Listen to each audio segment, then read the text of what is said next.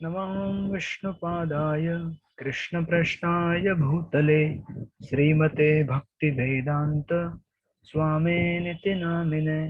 नमस्ते सरस्वती देवे गौरवाणी प्रचारिणे निर्विशेष शून्यवादी पाश्चात्य देश तारिणे। जय श्री कृष्ण चैतन्य प्रभु नित्यानंद श्री अद्वैत गदाधर श्रीवासादि गौर भक्त वृंद। हरे कृष्णा कृष्णा कृष्णा हरे हरे, हरे राम राम राम हरे हरे। हरे कृष्णा कृष्णा कृष्ण कृष्णा हरे हरे, हरे राम राम राम हरे हरे। हरे कृष्णा कृष्ण कृष्ण हरे हरे, हरे राम राम राम हरे हरे।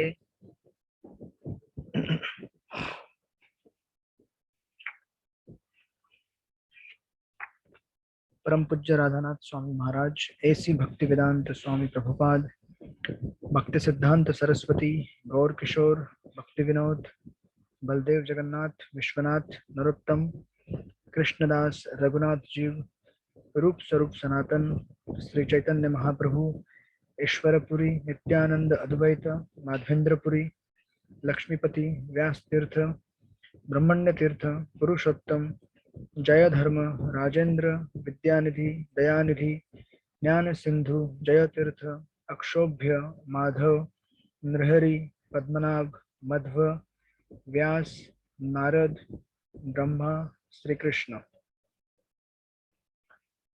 हरे कृष्णा। आप सब लोग का स्वागत है। हम लोग स्टडी कर रहे हैं श्रीमद् भगवद गीता आपके भक्ति शास्त्री कोर्स में। तो आज हम देखेंगे 14वां अध्याय का अंतिम सेक्शन। हम लोगों ने लास्ट टाइम श्लोक नंबर 18 पूरा किया था। प्रकृति के 3 गुण अध्याय का शीर्षक है।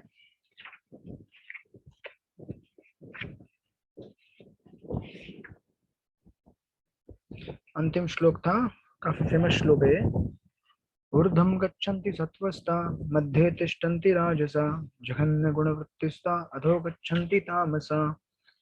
सतगुणी व्यक्ति क्रमशः ऊपर उच्च लोकों को जाते हैं, रजोगुणी इसी पृथ्वी लोक में रह जाते हैं, और जो अत्यंत गहित तमोगुण में स्थित है वे नीचे नरक लोकों को जाते हैं। तो आज हम अंतिम सेक्शन देखेंगे इसमें, श्लोक नंबर 19 से 27। यहाँ तक हमने अभी तक देखा है कि प्रकृति के 3 गुण किस तरह से मनुष्य को बंधन में डालते हैं। सत्वगुण, रजोगुण और तमोगुण। तो एक है सोने की हथकड़ी, दूसरा है चांदी की, तीसरी लोखंड की।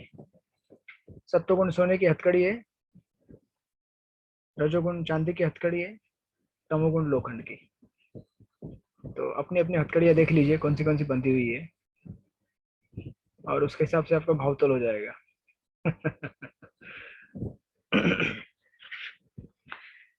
तो हम में से अधिकांश लोगों के पास लोखंड या फिर चांदी, या फिर चांदी के जैसा दिखने वाला एल्यूमिनियम भी आता है। एल्यूमिनियम बराबर ना, दोनों सेम दिखते हैं।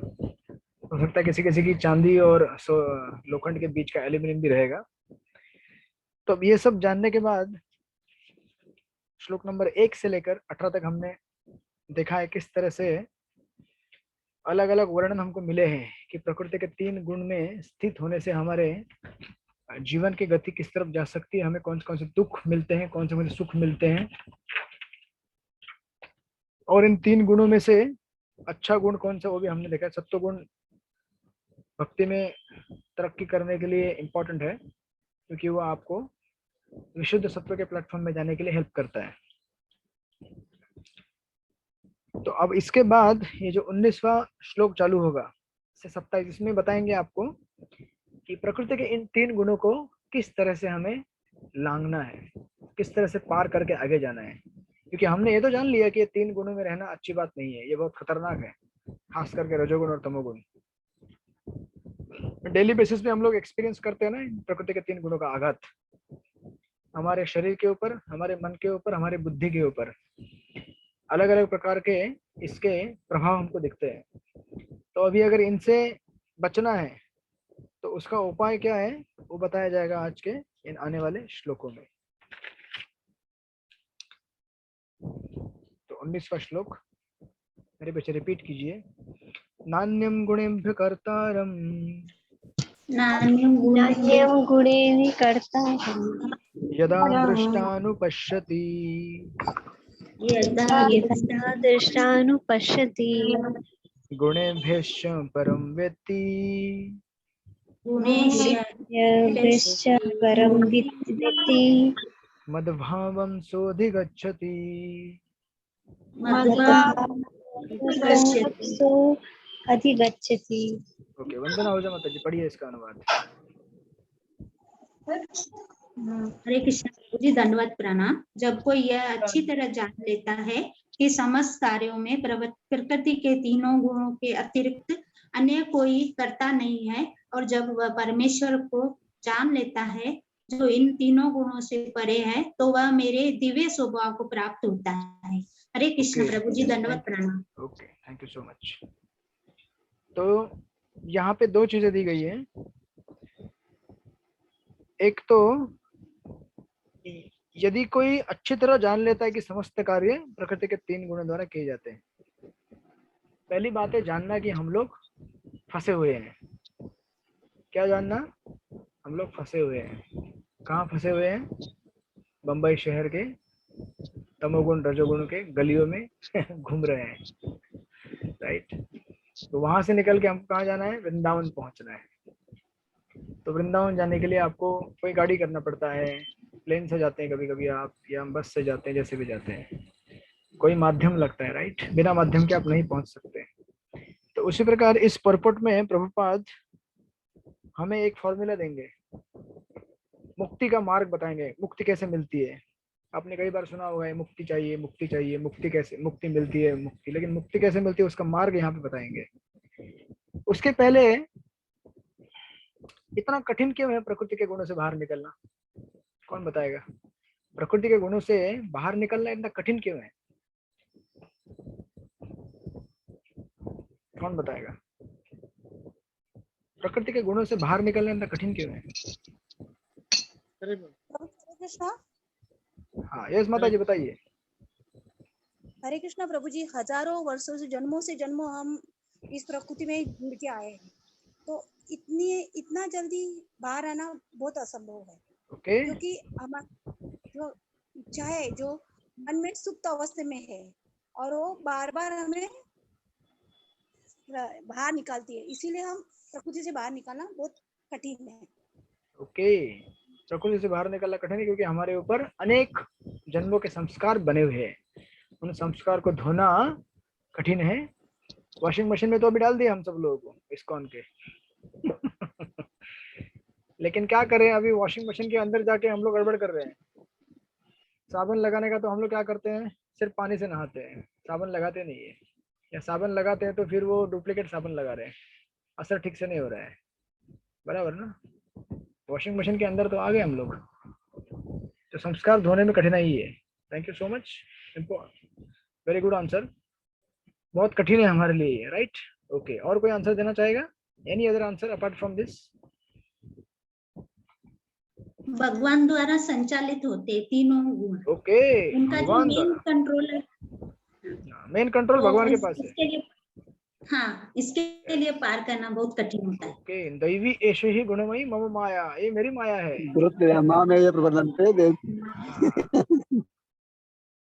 ये माया किसकी है? मेरी है। इससे नहीं बचोगे बच्चू, तुम्हें तो पूरा फंसा के रहेंगे हम लोग। भगवान की माया मतलब भगवान के जैसे ही है। अगर आप 11वें स्कंद में जाएंगे तो भगवान बोलते हैं, उद्धव गीता में बोलते हैं, मन जो है ना, मन भगवान के जैसे ही पावर उसके पास है। It's like a God like power of the mind, बराबर ना। हमारा मन कितना खतरनाक है, जिद्दी है। जब जिद कर लेता है कि ये चाहिए तो चाहिए चाहिए, तो नहीं चाहिए तो नहीं चाहिए, कुछ भी कर लो आप, हट हट पे बैठ जाता है। तो ऐसे देखा जाए तो हम लोग भी हटे योगी है, बराबर ना क्योंकि हम लोग भी हट पे बैठ जाते हैं। Okay, nice answer. और एक आंसर, और कोई आंसर देना चाहेगा इसके अलावा?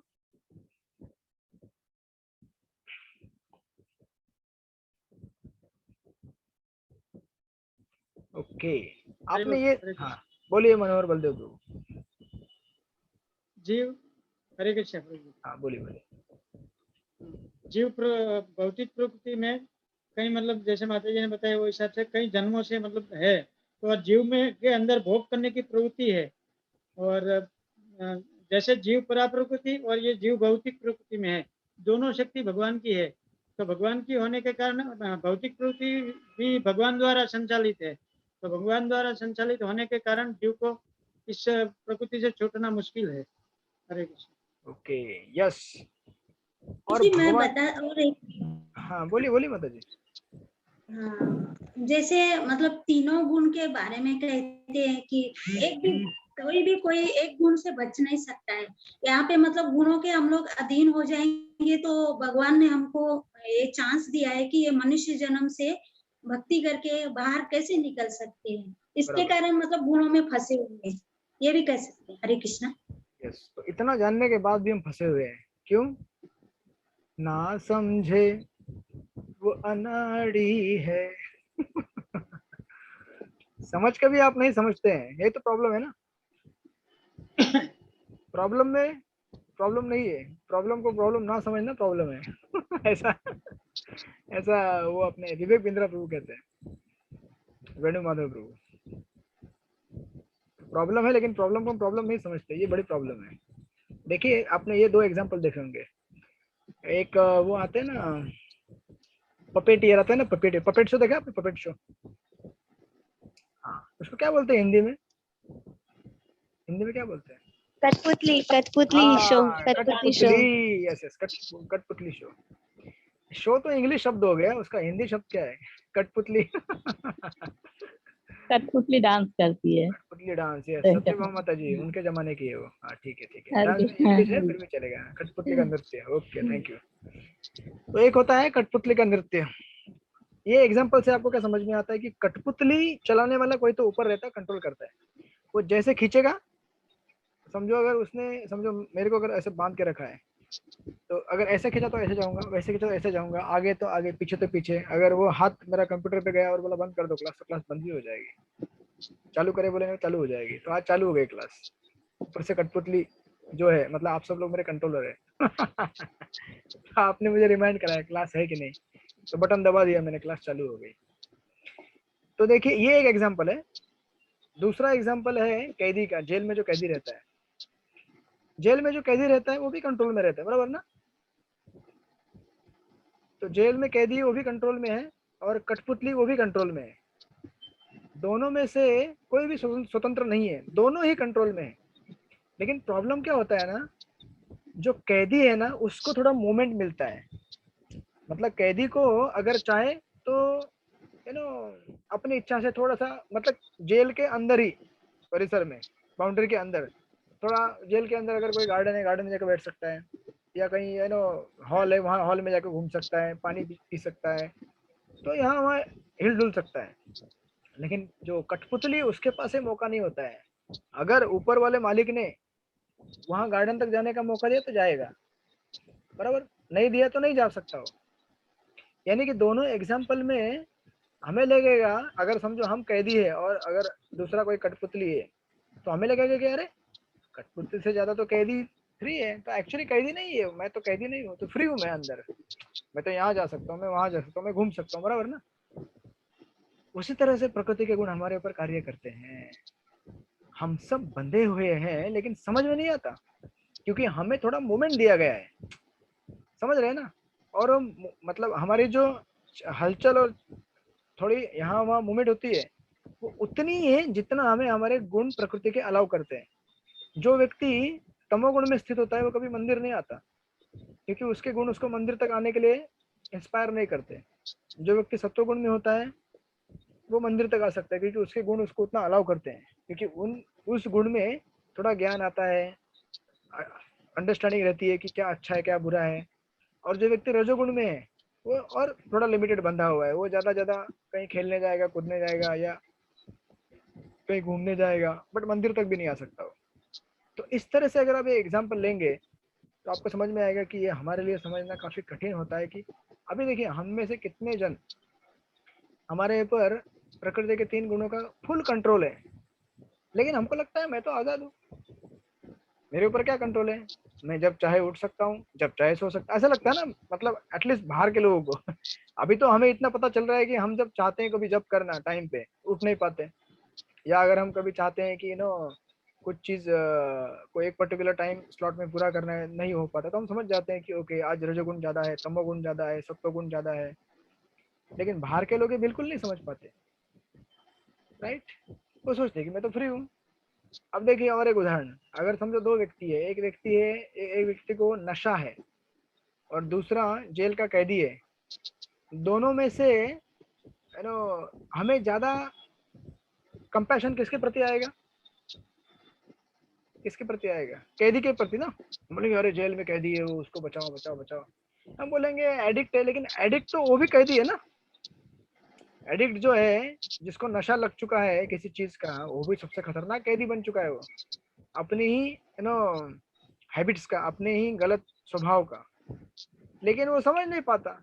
उसी तरह से देखिए ये प्रकृति के 3 गुण जो होते हैं, ये हमें पूरी तरह से मतलब क्या बोलते हैं उसको, जादू करके रखा है हमारे ऊपर। इसीलिए समझ में नहीं आता कि हम लोग कहाँ फंसे हुए हैं, क्या हो रहा है हमारे साथ। और हम इतने कर्म प्रधान रहते हैं कि हमें लगता है कि मैं जो भी कर रहा हूँ बहुत अच्छा ही कर रहा हूँ, अनलेस उसका कोई डिजास्टरस रिजल्ट सामने नहीं आता है। जब अंत में कुछ बड़ा भयंकर हादसा नहीं हो जाता हमारे साथ, जब तक आदमी शराब पी के गाड़ी चला, उसे लगता है मेरे से बड़ा तो कोई ड्राइवर है ही नहीं। ये गाड़ी कहीं टकराती है और गिर जाता तो मालूम पड़ता है अरे बाप रे कितना पी के रखा था मैंने। उसी तरह से ये हमारे लिए समझना बहुत कठिन है। इसलिए देखिए फर्स्ट ऑफ ऑल 2 चीजों का सूत्र यहाँ पे प्रभुपाद दे रहे हैं। सबसे पहला सूत्र ये है, जैसे श्लोक में भी कहा गया, कि हमें अच्छी तरह जान लेना चाहिए कि समस्त कार्य प्रकृति के 3 गुणों के अतिरिक्त और कोई नहीं करता है। तो हमें रिकॉग्नाइज करना है कि दिन भर में मेरे मन में और शरीर में जितने भी डिजायर्स आते हैं, इच्छाएं आती है, वो सारी इच्छाएं मेरी नहीं है, बराबर ना। आप जब करने बैठते हो तो आपको इच्छा आती है कि जब मैं नहीं करूं, ये किसकी इच्छा है? आपकी तो इच्छा है ना आत्मा की, जब करूं। जब ना करने की इच्छा किसकी है? मन की है, माया की है। इसी तरह से आप सोचते हैं कि किसी के बारे में कुछ निंदा ना किया जाए, हर किसी के बारे में अच्छा सोचा जाए, यह आत्मा का विचार है। लेकिन फिर माया का विचार भी रहता है साथ में। जब प्रकृति के 3 गुण जिसके माध्यम से माया कार्य करती है, बोलते मजा आता है थोड़ा सा, सुनो सुनो क्या हुआ उस प्रभु जी के, वो माता जी को क्या हुआ, अरे ऐसा ऐसा हुआ, ऐसा ऐसा, मजा आ गया। तो ये सब भौतिक मन का विचार है। इसलिए देखिए ये फर्स्ट ऑफ ऑल हमें ऑब्जर्व करना चाहिए। हमें क्या करना चाहिए? देखना चाहिए कि बहुत सारी चीजें जो मेरे दिन भर में घटित होती हैं, उसमें से बहुत ही कम आत्मा की इच्छाएं हैं और बहुत सारी शरीर और मन की इच्छाएं हैं। जैसे एकदम ग्रॉस एग्जांपल देखिए, जैसे कभी कोई स्त्री अगर किसी पुरुष को देख लेगा तो, या फिर वाइस वर्सा, या पुरुष स्त्री को देख लेगी तो भोग की वृत्ति आती है, राइट। तो ये वृत्ति आत्मा की नहीं है, ये किसकी वृत्ति है? शरीर और मन की वृत्ति है, जो प्रकृति के गुणों के द्वारा कार्यान्वित हो रही है। तो इस तरह से हमें उससे दूर रहना चाहिए। हम समझना चाहिए कि यार ये मेरी इच्छा नहीं है, ये मेरे मन और शरीर की इच्छा है, मेरे संस्कारों की। जैसे कोई आंसर दिया यहाँ पे, कुछ आंसर दिया आप लोगों ने, जो पूर्व जन्म से बहुत सारे संस्कार जो बने हुए हैं शरीर और मन में, वो संस्कार में डिटेक्ट करते हैं कि ये करो, वो करो, ये खाओ, यहाँ जाओ, वहां घूमो, ये करो, राइट। तो पहली चीज हमें रिकॉग्नाइज करना है कि ये सारी चीजें कौन कर रहा है? गुण कर रहे हैं प्रकृति। आपने देखा होगा कभी कभी, देखिए ऐसा कभी आपको कितनी बार पता चलेगा कि हम चुपचाप शांति से बैठे रहते हैं, फिर हमें लगता है कि आज तो एकदम शांत चित्त से बैठ, लेकिन अचानक कोई एक डिजायर उत्पन्न हो जाती है मन के अंदर, ये चीज चाहिए, वो चीज चाहिए, यहाँ फलाना जाना है, वहां, मतलब बेवजह कुछ उसका काम नहीं है हमारे पास अभी कुछ, लेकिन आती है। तो हमें समझना चाहिए तुरंत, ये इच्छा मेरी नहीं है, ये कौन दे रहा है? ये माया बोल रही है, आजा बेटा घूमने चलते हैं, अभी जब करने का समय नहीं है बेटा। इस तरह से सतर्क रहना चाहिए हमें कि किस तरह से माया हमें डिटेक्ट करती है। Now this is first thing, ये पहला चीज है। अभी ये जानने के बाद कि इस तरह से माया हमें वश में रख लिए, ये हमें इस तरह से कंट्रोल करती है, और ये कभी भी, आज तो मैंने एक दिन ना बोल दिया, दूसरे दिन ना बोल दिया, लेकिन कितनी बार ना बोल सकता हूँ मैं, बराबर है ना? हम माया को एक दिन ना बोल सकते हैं, 2 दिन बोल सकते हैं, लेकिन वो तो कंटिन्यूअसली बुलाती जा रही है, बुलाती जा रही है। कितनी बार उसको मना करोगे? तो इसीलिए अभी आपको क्या करना पड़ेगा, केवल मना करने से काम नहीं चलेगा। क्या करना पड़ेगा? समझो आपका कोई अगर दोस्त है, बहुत सिगरेट पीता है, आजा यार एक ले ले थोड़ा सा, नहीं नहीं नहीं नहीं, मैं हरे कृष्ण वाला हूँ, मैंने ये सब चीज करता। फिर तुम्हारा आपका दोस्त ही है वो, ठीक है, आपने दोस्ती बना के रखी है, फिर बोलेगा अरे आजा यार। अच्छा, लगातार आपको बोलेगा तो आप क्या होंगे फिर? अभी प्रभावित होंगे ना, नहीं होंगे क्या? तो यस फिर सर। हाँ, तो फिर आपका फिर क्या उपाय है आपके पास इसका? अगर समझो आपको वो चीज, हाँ क्या करना पड़ेगा? तो दूर रहना पड़ेगा प्रभु जी, ऐसे व्यक्ति से हाँ दूर। यस, ऐसे व्यक्ति से हमें दूर रहना पड़ेगा, फिर उसका संग छोड़ देना पड़ेगा हमको। अब हमने समझा के देखा मन को, अब हमने समझा के देखा माया को, समझती नहीं है वो मन भी समझता नहीं है। तो अभी एक ही उपाय है कि उनका संग छोड़ के दूसरे किसी का संग लिया जाए। किसका संग लिया जाए? जो हमें इनसे दूर रहने के लिए मदद करते हैं, और वो कौन है? वैष्णव जन है। इसलिए देखिए प्रभुपाद तात्पर्य में क्या लिख रहे हैं, प्रभुपाद लिख रहे हैं 1 2 3 4 5वीं लाइन में। तो पहले 4 लाइन में तो वही लिखा है कि हमें जानना चाहिए कि हमें हमारे ऊपर माया आघात कर रही है। तो 5वीं लाइन में लिख रहे हैं, देखिए, अन्यथा मनुष्य का जीवन कुमार्ग में चला जाता है। कब? अगर हम प्रकृति के इन 3 गुणों के अधीन हो जाए। प्रामाणिक गुरु के उपदेश से जीव अपनी आध्यात्मिक स्थिति, अपने भौतिक शरीर, अपने इंद्रियों तथा प्रकृति के गुणों के अपनी बद्धावस्था के बारे में जान सकता है। वह इन गुणों की जकड़ में होने से असहाय होता है। हम सब असहाय है कि नहीं? हम लोग Yes, sir. चाहते हैं माया से दूर होना, लेकिन हो नहीं पाते हैं। सारे भक्ति फिलोसॉफी का this is the main answer. सारे भक्ति फिलोसॉफी का रहस्य है। क्या रहस्य है? अपने आप को जानना कि मैं असहाय हूं, मैं चाहता हूं माया से दूर रहना, लेकिन जब तक मैं उस व्यक्ति का साथ नहीं लूंगा जो माया से मुक्त है, तब तक मैं माया से मुक्त नहीं हो सकता।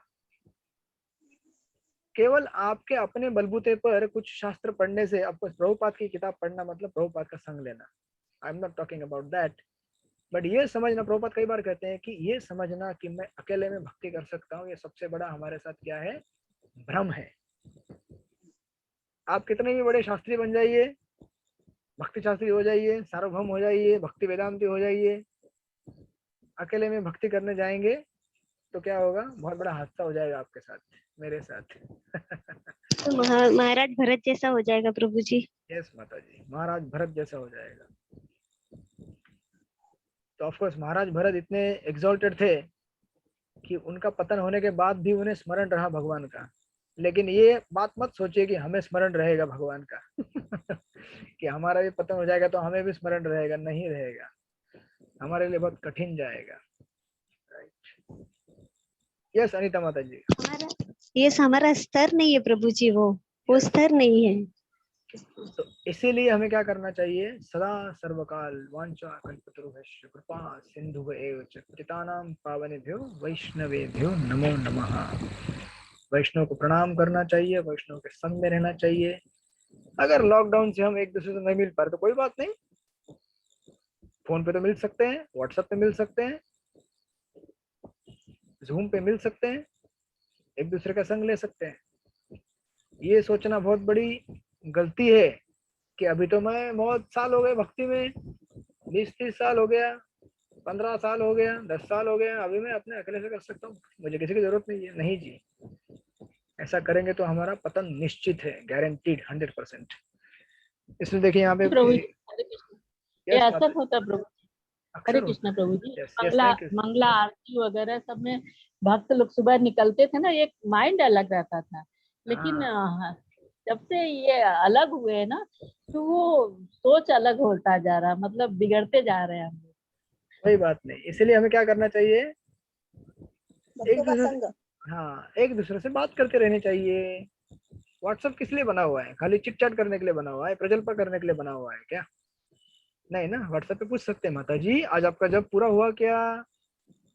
आप मुझे ही पूछ सकते हैं, मैं भी आपको पूछूंगा कभी कभी।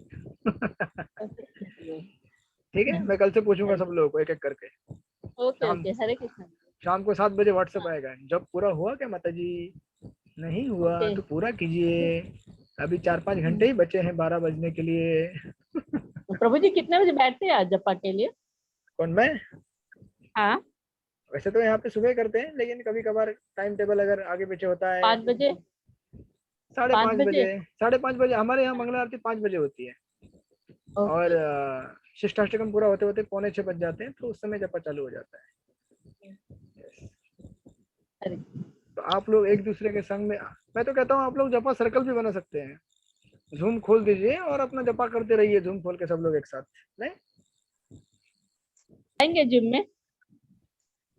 मेरे पास, ठीक है, कोशिश करूंगा। यहाँ पे मैं जरा, मेरा जो व्हाट्सअप रहता है वो यहाँ पे यूज करता हूँ मैं, कंप्यूटर पे, मोबाइल पे नहीं रहता अच्छा, जनरली। बट कभी ओके। कभार ज्वाइन हो जाऊंगा आप लोगों के साथ किसी के मोबाइल से। हाँ, वैसा कोई प्लानिंग रहेगा, तो बताइएगा, हम लोग भी जिम पे आ जाएंगे। ऐसे कई ग्रुप हैं जो जपा के लिए जूम पे आते हैं, हमारे जो कुछ वैसे हाँ राधा गिरधारी का भी, है ना। राधा गिरधारी मंदिर का ना, वहाँ पर भी है, मनमाली प्रभु जी का ग्रुप है ना। अच्छा, तो वहाँ पे जूम लगाते थे वो जपा के टाइम पे। हाँ हाँ, लगा तो लो। अपना अपना लिंक ज्वाइन करके, मतलब वहाँ पे क्लिक करके ज्वाइन हो जाओ और जपा करो, राइट। हाँ हाँ, तो इस तरह से हमें वो भक्तों डेली का बैठ जाते हैं, 5 बजे तक हम लोग बैठ जाते हैं। अच्छा, वेरी गुड, अभी इस वेरी टाइम नाइस। तबियत की वजह से थोड़ा गड़बड़ हो जा रहा है। ओके, मनोहर बोलते प्रभु, आप ज्वाइन होते कि नहीं ग्रुप में, कि नहीं होते हैं? हाँ होता हूँ, डरिए मनमानी मत, प्रभु डरिए। के ग्रुप में। हाँ वेरी होता हूँ। नाइस।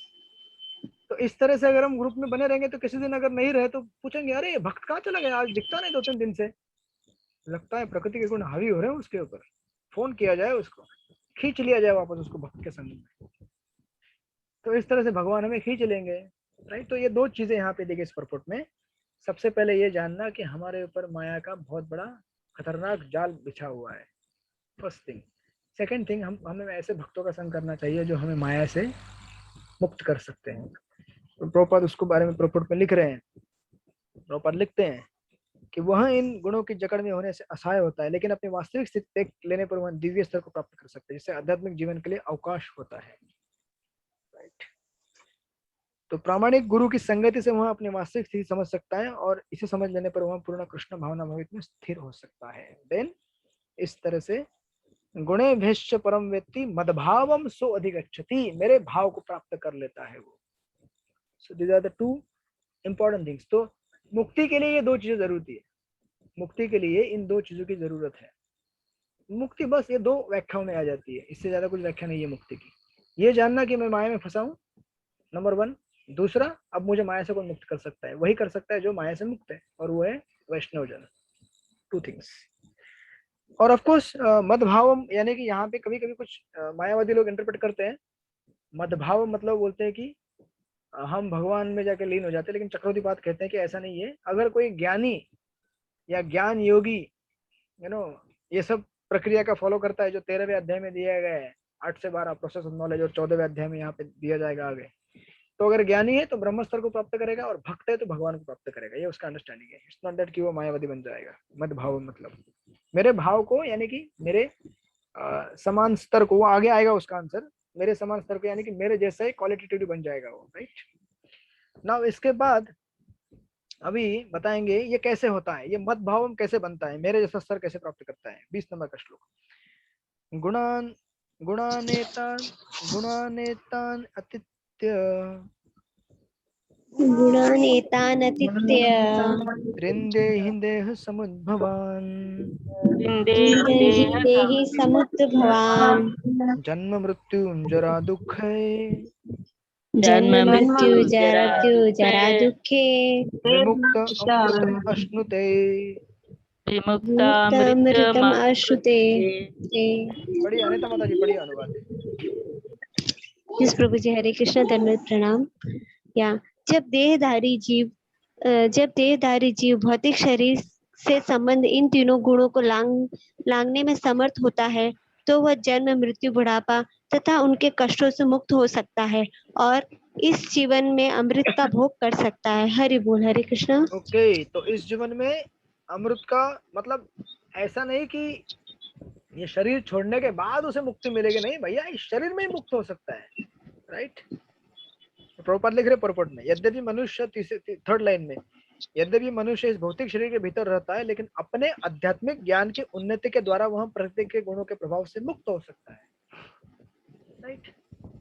हम इस शरीर में रहते हुए भी, और हमें ना कभी भी ये आशा नहीं रखनी चाहिए कि मुझे मुक्ति चाहिए, शरीर से मुक्ति चाहिए, मुक्ति चाहिए, तो फिर क्या होगा, मुक्ति मुक्ति मुक्ति मुक्ति कामी सकली अशांत, क्योंकि ये भी डिजायर है, मुक्ति चाहिए। अरे तो तुम्हें कृष्ण चाहिए, मुक्ति चाहिए भैया। अगर कृष्ण चाहेंगे तुम्हें शरीर में रहो तो तुम रहो ना, अगर इस शरीर को कृष्ण बोलेंगे छोड़ो तो छोड़ो ना, फिर आसक्ति मत दिखाओ, बराबर ना, क्योंकि ये शरीर भी कृष्ण की प्रॉपर्टी है। भगवान बोलेंगे मेरी सेवा में लगाओ लगाओ, भगवान बोलेंगे छोड़ दो छोड़ दो, उसको बोलते हैं भक्त। तो ये यहाँ पे उसका, अभी आगे जाके अर्जुन एक प्रश्न पूछेगा, उस प्रश्न में और डिटेल में आंसर इसका बनते जाएगा कि किस तरह से मदभाव प्राप्त करता है। तो अर्जुन के प्रश्न आएंगे यहाँ पे 3। अर्जुन उवाच, अर्जुन उवाच कैर्लिंगे कैर्लिंगे स्त्रीन् गुणान् एतान् कैर्लिङ्गे स्त्रीगुणान् एतान् अतितो भवति प्रभो अतितो भवति प्रभो किमाचार कथं चैतान् किमाचार कथं चेत् त्रीन् गुणान् अतिवर्तते। त्रिगुणान् अतिवर्तते। मनोहर बलदेव पढ़िए इसका अनुवाद। हरे कृष्ण। यस प्रभु। अर्जुन ने पूछा, हे भगवान, जो ये 3 गुणों से परे है वह किन लक्षणों के द्वारा जाना जाता है, उसका आचरण कैसा होता है, और वह प्रकृति के 3 गुणों को किस प्रकार लांघता है। ओके, तो 3 प्रश्न, उसके लक्षण क्या है, नंबर 1, दूसरा आचरण कैसा होता है, और इसको पार करने की विधि क्या है, राइट। इसके जो प्रकृति के 3 गुणों के परे जा चुका है। ये 3 अलग अलग आंसर है, अलग अलग श्लोकों में आएंगे, तो आपको लिखना तो लिख लीजिए। इसके जो लक्षण है वो श्लोक नंबर 22-23 में आएंगे। जिस व्यक्ति ने माया को पार कर लिया है, यानी कि प्रकृति के 3 गुणों को पार कर लिया है, उसके लक्षण आएंगे श्लोक नंबर 22-23। उसका आचरण आएगा श्लोक नंबर 24-25। तो देखिए, लक्षण मतलब आंतरिक और आचरण मतलब बाह्य, internal symptoms and external symptoms. तो आंतरिक जो गुण है वो 22-23 में देखेंगे, और जो बाह्य चीजें दिखती हैं स्वभाव में वो दिखेंगे आपको 24-25 में। और 26 में इसका आंसर आएगा वो इसे पार कैसे करता है, किस प्रकार उसे लांघता है, राइट। और प्रभुपाद में लिखते हैं कि ये 3 प्रश्नों का दे रहे प्रभुपाद, और प्रभुपाद लिखते हैं यह अत्यंत महत्वपूर्ण है। जब तक कोई उन प्रत्यक्ष साधनों को नहीं जानता जिनसे वह सदैव दिव्य पद पर स्थित रहे, तब तक लक्षणों के दिखने का प्रश्न ही नहीं उठता। अतएव अर्जुन द्वारा पूछे गए सारे प्रश्न अत्यंत महत्वपूर्ण, और भगवान उनका उत्तर देते हैं 1 बाय 1 बाय। अब देखिए, एक सीरीज देंगे भगवान, 22, 23, 24, 25। श्री भगवान उवाच, श्री भगवान उवाच, प्रकाशं च प्रवृत्तिं च प्रकाशं च प्रवृत्तिं च मोहमेव च पाण्डव मोह एव च पाण्डव न द्वेष्टि सम्प्रवृत्तानि न द्वेष्टि न सम्प्रवृत्तानि न निवृत्तानि काङ्क्षति निवृत्तानि काञ्चति उदासीन वदासीनो उदासीनवत् आसीनो गुणैर्यो न विचाल्यते गुणैर्यो न विचाल्यते गुणावर्तन्त इत्येवम् वर्तन्त इत्येवं योऽवतिष्ठति नेङ्गते यो व्यवस्थिति न लिंगते इंगते। ओके, तो 22-23 में 2 लक्षण, इसमें इंटरनल सिम्टम दिए जाएंगे, आंतरिक। तो ठीक है, आप पढ़िए इसका अनुवाद, मैं बताऊंगा कहाँ रुकने का। कौन पढ़ेगा? यस, तरला स्वरूप माता जी पढ़िए। भगवान ने कहा, हे पांडुपुत्र, जो प्रकाश, आसक्ति तथा मोह के उपस्थित होने पर ना तो उनसे घृणा करता है और ना लुप्त हो जाने पर उनकी इच्छा करता है, जो भौतिक गुणों को इन समस्त प्रतिक्रियाओं या निश्चल तथा अविचलित रहता है और ये जानकर कि केवल गुण ही क्रियाशील है, उदासद वो दिव्य बना रहे है, वो बस बस बस अपने आप में स्थित है। बस बस बस बस ओके। तो ये 22-23, तो ये उसके लक्षण दिए गए, आंतरिक लक्षण है ये, ठीक है। तो आंतरिक मतलब उसके अंदर में मैनिफेस्ट होते हैं लक्षण, गुण। जैसे देखिए ये सिमिलर काइंड ऑफ सीरीज, जैसे द्वितीय अध्याय में 54 से लेकर 72 तक अर्जुन ने प्रश्न पूछे थे कि जो व्यक्ति समाधिस्थ है उसके क्या क्या लक्षण है, कैसे चलता है, कैसे बोलता है, कैसे बैठता है, राइट। आपको याद है द्वितीय अध्याय में ये प्रश्न है अर्जुन के, श्लोक नंबर 54 से लेकर 72 तक। सिमिलर सीरीज यहाँ पे आ रही है। तो सबसे पहले यहाँ पे आंतरिक लक्षणों के बारे में बताया गया है। ये जो पहले 22-23 दो श्लोक है, इसका अर्थ ये है कि हमें क्या करना चाहिए, हमें बैठ के देखना चाहिए हमारे विचारों को। जिस तरह से हम अपने आंख से बाह्य जगत देखते हैं कि यहाँ पे बारिश हो रही है, यहाँ पे धूप आ रही है अभी, राइट, गाड़ी चल रही है या वगैरह वगैरह, हम जो भी चीजें हम बाहर से देखते हैं आंखों से, उसी तरह से हमें हमारे आंतरिक जगत को भी देखना चाहिए। जिस तरह से बाह्य जगत का हम अवलोकन करते हैं, ऑब्जर्वेशन करते हैं, उसी तरह से हमें हमारे आंतरिक जगत का भी ऑब्जर्वेशन करना चाहिए। आंतरिक जगत मतलब बेसिकली मन। हमारे अंदर, हमारे इनर वर्ल्ड में क्या क्या चीजें घटित हो रही है, हमारे थॉट्स क्या है, हमारे थॉट्स की क्या क्या गतियां हो रही है, कहाँ जा रहे हैं, हमें सब बैठ के उसका क्या करना चाहिए,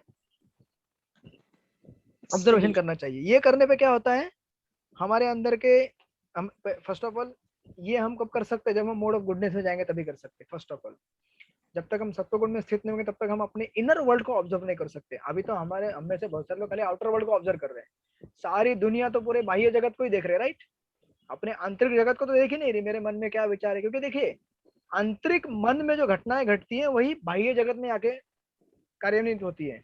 जो हमारे मन के अंदर घटित होता है, अगर वहीं पे साफ कर दिया जाए, वहीं पे उसको अगर नियंत्रित कर दिया जाए, तो बाहर आने वाला एक्शन भी क्या होगा, अच्छा होगा, बुरा नहीं होगा। इसलिए यहाँ पे कह रहे हैं कि ऑब्जर्व योर इनर वर्ल्ड। इसके लिए हमें क्या करना पड़ता है, मोड ऑफ गुडनेस को कल्टिवेट करना पड़ता है। तो हम जब मोड ऑफ गुडनेस मतलब वही हमारा साधना करना है रेगुलरली, हरे कृष्णा कृष्णा कृष्णा हरे हरे, हरे राम राम राम हरे हरे, भगवान के नाम को जप करना, 4 नियम पालन करना, केवल प्रसाद लेना, भक्तों के संगत में रहना। इससे सत्वगुण की वृद्धि होती है। सत्वगुण की वृद्धि होने से हम अपने विचारों को नाप तोल कर सकते हैं, मेरे विचार अच्छे हैं बुरे हैं समझ सकते हैं, right. This is first thing. ये है इंटरनल सिम्टम। अभी एक्सटर्नल सिम्टम क्या रहेंगे 24-25 श्लोक में। सम दुख सुखम स्वस्थ,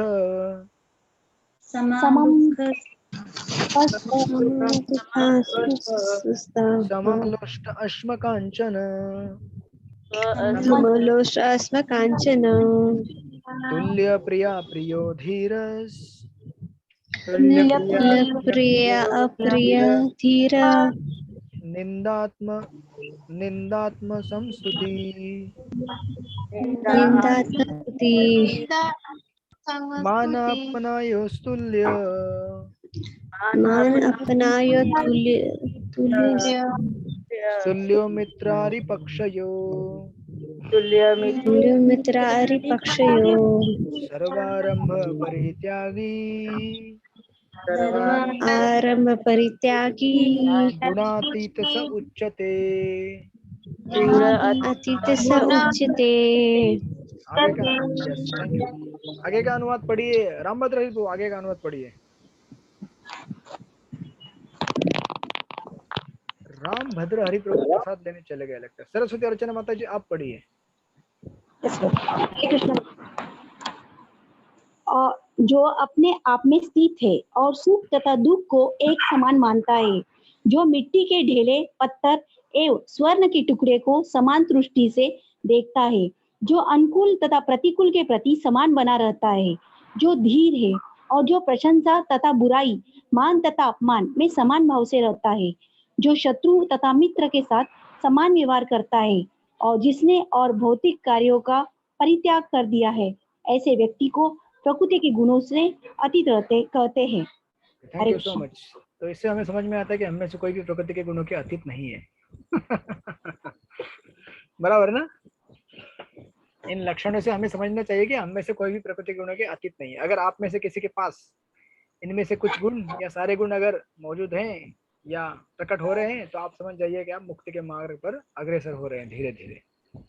ये हमारी टेस्ट करने के लिए कुछ क्या बोलते हैं उसको, क्राइटेरिया दिया गया है, कसौटी दी गई है कि अगर आप इसमें से इन कुछ गुणों को मैनिफेस्ट कर रहे हैं तो आप मुक्त हैं, अदरवाइज आप अभी तक पूरी तरह बद्ध हैं। तो आप अपना अपना जजमेंट कर लीजिए।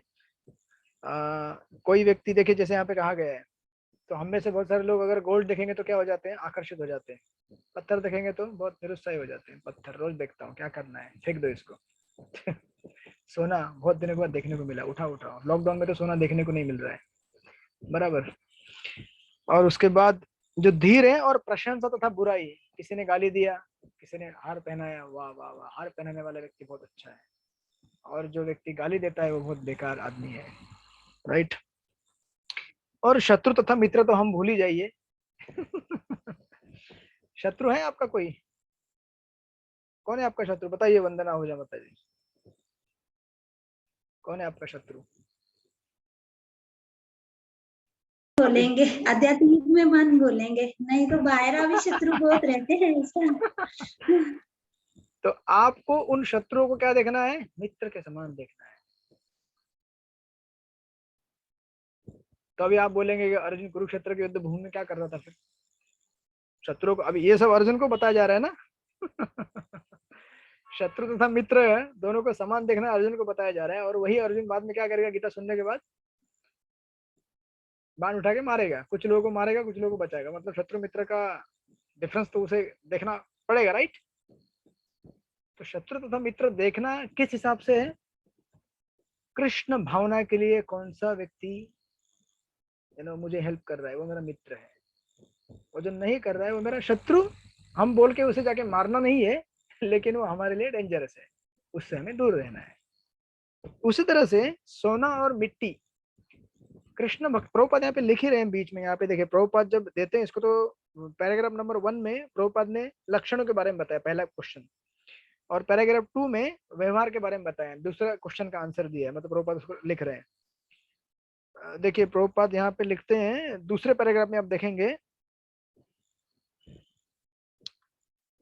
हाँ देखिए बीचों बीच दूसरे पैराग्राफ के 1 2 3 4 5 6 7 सातवीं लाइन देखिए, छठी सातवीं, वह उन बातों को स्वीकार कर लेता है जो कृष्ण भावनामृत में उसके कर्तव्य के अनुकूल है, अन्यथा उसे किसी भौतिक वस्तु की आवश्यकता नहीं रहती, चाहे वह पत्थर हो या सोना। अगर गोल्ड मेरी भक्ति में सहायक है तो मैं, प्रभुपाद आपने देखा होगा जुहू में प्रभुपाद एक न्यूज़पेपर में फोटो आया था एक योगी का, ऐसा करके नहीं नहीं चाहिए, और आगे बहुत सारा पैसा और सब रखा हुआ था, नहीं चाहिए, माया है ये। प्रभुपाद बोले मेरा एक फोटो खींचो ना, सारा पैसा मैं ऐसा लपेट रहा हूँ पूरा। सारा पैसा पकड़ रहा हूँ, ऐसा पैसे के साथ मेरा फोटो खींचो। क्यों ऐसा? क्योंकि जब आप भक्त बन जाते हैं तो माया भी आपकी क्या बन जाती है? भक्ति करने में सहायक बन जाती है। मंदिर बनाना है। हाँ, प्रभुपाद जी को यस, सेवा में लगाना। तो माया भी आपको सहायता करेगी जब हम भक्ति करना चालू करेंगे। यस माता जी, बोलिए बोलिए बोलिए बोलिए। प्रभु जी, अगर हमें कोई भी धन मिलता है हमें उसे प्रेम से स्वीकारना चाहिए, हमें फल्गु वैराग्य नहीं करना चाहिए, उसे कृष्ण और राधा की सेवा में लगाना चाहिए। यस, लेकिन इम्पोर्टेंट क्या है? राधा और कृष्ण की सेवा में लगाना चाहिए। हाँ वही, राधा कृष्ण की सेवा में ही लगाना है, उसके लिए लेना है। तो यस, ये कला भक्तों के पास होती है, और ऐसा भक्त सब कुछ स्वीकार कर सकता है, बहुत सारे गाड़ी बंगले नौकर चाकर घर दार सब कुछ स्वीकार कर सकता है कृष्ण की सेवा में। लेकिन अगर उसमें से एक भी चीज अगर उसके भक्ति में बाधा बनती है तो उसको भी छोड़ सकता है, चाहे फिर वो कितना बड़ा गोल्ड हो या कोई बहुत बड़ा पद और प्रतिष्ठा हो, अगर कोई बहुत बड़ा पोजीशन हो। अगर मैं टेंपल प्रेसिडेंट बन गया हूँ लेकिन जब करने का टाइम ही नहीं मिलता तो फिर टेंपल प्रेसिडेंट बन के फायदा क्या? बराबर ना? केवल लोगों को गाली देना है क्या दिन भर रात भर, ये काम ऐसे नहीं हुआ, वो काम ऐसे नहीं हुआ, बराबर ना? या फिर घर में हम लोग हैं, हमारे आस पड़ोस कितने सारे लोग हमको मिलने आते होंगे, आप लोग मिलते होंगे ना एक दूसरे से, आस पड़ोस जाते होंगे घर में, अंकल आंटी कैसे हैं, क्या कर रहे हैं, सब कुछ खैरियत में है। आपको बोलते होंगे चाय पियो, तो आप बोलते होंगे हम चाय नहीं पीते। तो बोलते होंगे बड़े आ गए हरे कृष्णा वाले, चाय भी नहीं पीते हैं, हम तो पियेंगे चाय। तो ऐसे दुनिया दिन भर में हजारों चीजें होती है हमारे साथ, कोई मिलता है, कोई ये होता है, वो होता है। उसमें हमें फिर सिलेक्ट करना होता है, अनुकूल्यस्य है ना, संकल्प प्रतिकूल्यस्य वर्जनम। जो अच्छा है उसे ग्रहण करो, और जो काम करने उसे केवल बिजनेस। जैसे सब्जी लेने के लिए मार्केट में जाते हैं, सब्जी वाले से कितना बात करते हैं आप, कितना बात करते हैं, 2 मिनट 1 मिनट हार्डली। कितना रुपए का है ये, पैसा लो, कुछ देना है एक्स्ट्रा तो दे दो भाई, नहीं देना है तो चलो, तुमसे ज्यादा बहस करने से टाइम नहीं है। राइट। तो उसी तरह से बिजनेस माइंडेड रहना चाहिए हमें, बिजनेस माइंडेड, जितना आवश्यक है उतना। तो वो यहाँ पे प्रोपद एक इंटरेस्टिंग चीज लिखते हैं, सेकंड पैराग्राफ में देखिए लिख रहे हो, कहाँ लिख रहे हैं,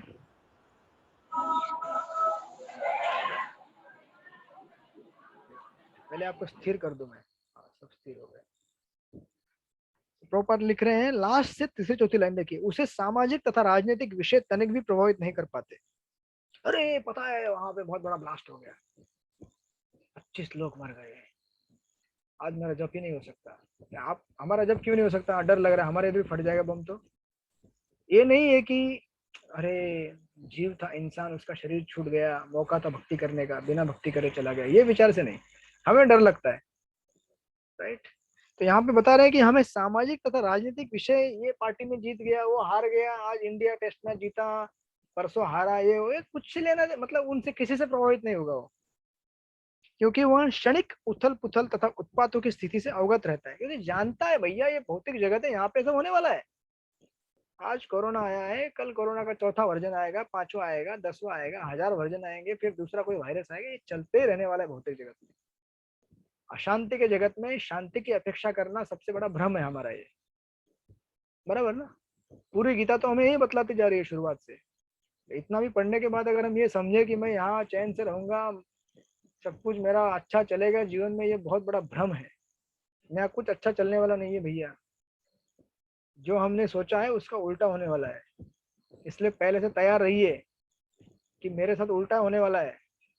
केवल कृष्ण ही हो मुझे बार बार क्या कर रहे हैं, बता रहे हैं कि भाई मैं तुम्हारे जब तक साथ हूं तब तक सब कुछ ठीक है, जब मैंने तुम्हारा साथ छोड़ दिया। देखिए हमारे जीवन में कभी कभी कुछ चीजें हमारी इच्छा के खिलाफ भी होती है, लेकिन वो चीजें हमें तहस नहस नहीं कर सकती तब तक जब तक हमारे साथ कृष्ण है, क्योंकि हमारी इच्छा के खिलाफ तो चीजें होने वाली है, होने वाली कि नहीं होने वाली है।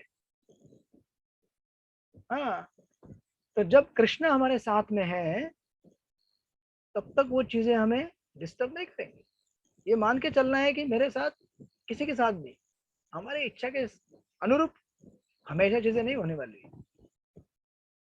तो एक ही फॉर्मूला याद रखने का, भगवान ऐसे भगवान है जो हमारी भक्ति की तरक्की के लिए हमेशा कार्यरत रहते हैं। वो हमारे साथ वही चीजें करते हैं जो उनकी भक्ति में हमें अग्रसर करें, और जो हमारी भक्ति के लिए उपयोगी नहीं है उसे भगवान निकाल देते हैं। लेकिन हमारा कैलकुलेशन थोड़ा अलग रहता है। हम सोचते हैं कि अरे मेरे इच्छा के अनुसार ये नहीं हुआ। अरे भैया तुम अपनी इच्छा देख रहे हो या भक्ति के बारे में देख रहे हो? तो हमारे जीवन का जो हमारा ओपिनियन और हमारा जो विचार है उसको चेंज करना पड़ेगा। प्रॉपर लिख रहे हैं, वह अपने लिए कोई कर्म नहीं करता, कृष्ण के लिए वह कुछ भी कर सकता है, लेकिन अपने लिए वह किसी प्रकार का प्रयास नहीं करता। This is the standard of a devotee. भगवान के लिए सब कुछ, अपने लिए उतना जितना शरीर निर्वाह करने के लिए जरूरी है, लेकिन जब भगवान के बारे में आएगी बात तो बहुत कुछ। ऐसे आचरण से मनुष्य वास्तव में दिव्य पद पर स्थित हो सकता है। This is the secret. और फिर फाइनली ये तो 24-25 का दिया उन्होंने, उसके बाद 26 में अभी फाइनल फॉर्मूला देंगे, तीसरे क्वेश्चन का आंसर कि कैसे पार कर सकता है। इंपॉर्टेंट श्लोक है, माम चयो अभिचारेण विचारेण भक्ति योगेन सेवते योगेन सेवते सगुणान् समतीत्येतान् गुणान् समतीत्य ब्रह्म भूयाय कल्पते।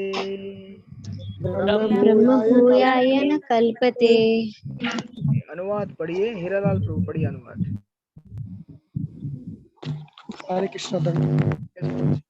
जो समस्त परिस्थितियों में अविचलित भाव से पूर्ण भक्ति में प्रवृत्त होता है, वह तुरंत ही प्रकृति के गुणों को लांघ जाता है और इस प्रकार ब्रह्म के स्तर तक पहुंच जाता है। Hare Krishna. Thank you so much. So ये श्लोक भगवद गीता के 7.14 श्लोक का रेप्लिका है। कौन बताएगा 7.14 श्लोक कौन सा है?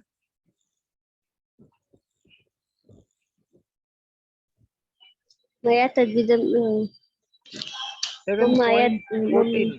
हाँ बोलिए बोलिए बोलिए बोलिए, बराबर बोल रही मम है। माया दुरत्या मम माया डर क्यों रही दुरत्या मम माया मम माया दुरत्यया मामेव ये प्रपद्यन्ते मायावन्ता तरन्ति ते। हरे कृष्णा कृष्णा कृष्णा हरे हरे। बराबर ना? यस। जो व्यक्ति भगवान को शरण जाता है 100% सरेंडर, जितना परसेंट सरेंडर उतना परसेंट माया से मुक्ति।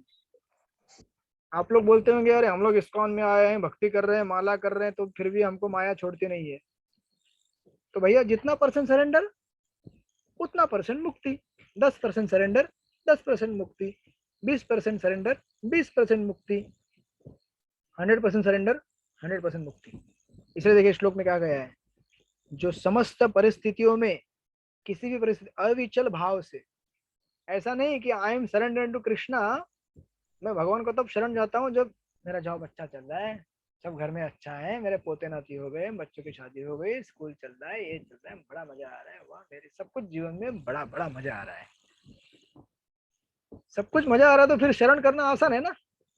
कठिन किधर है शरण करना? वैसे वो भी आसान नहीं है, क्योंकि जब हमें सब कुछ अच्छा चलता है तो हमें लगता है कि सब कुछ मैं कर रहा हूँ है। क्या बात है प्रभु जी, जब करने में आजकल बहुत मजा आता है, बहुत मजा आता है।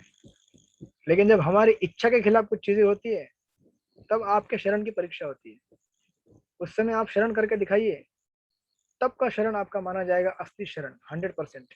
इसलिए देखिए क्या कह रहे हैं कि अविचल भाव में किसी भी परिस्थितियों में पूर्ण भक्ति में प्रवृत्त होता है, वही प्रकृति के गुणों को लांघ सकता है, अदरवाइज नहीं। जैसे आपने सुना होगा उदाहरण सचिनंदन महाराज का। सचिनंदन महाराज बचपन में न्यूज़पेपर डिस्ट्रीब्यूटर थे, न्यूज़पेपर बांटा करते थे। वो एक घर में गए, वहां पे न्यूज़पेपर बांटने के लिए, तो घर के दरवाजे के बाहर जाने के पहले बहुत बड़ा कुत्ता अंदर था। कुत्ता उनको देख के ऐसे ऐसे सर हिलाने लगा, जोर जोर से घूरने लगा। महाराज डर गए, लेकिन फिर क्या हुआ, अंदर से घर के अंदर से घर का मालिक निकला, तो उसने कुत्ते का नाम लिया, जो भी था, टॉमी था, जो भी था। कुत्ता तुरंत ऐसा ऐसा करने लगा, तुरंत पूछ अंदर दबा के एक कोने में जाके बैठ गया।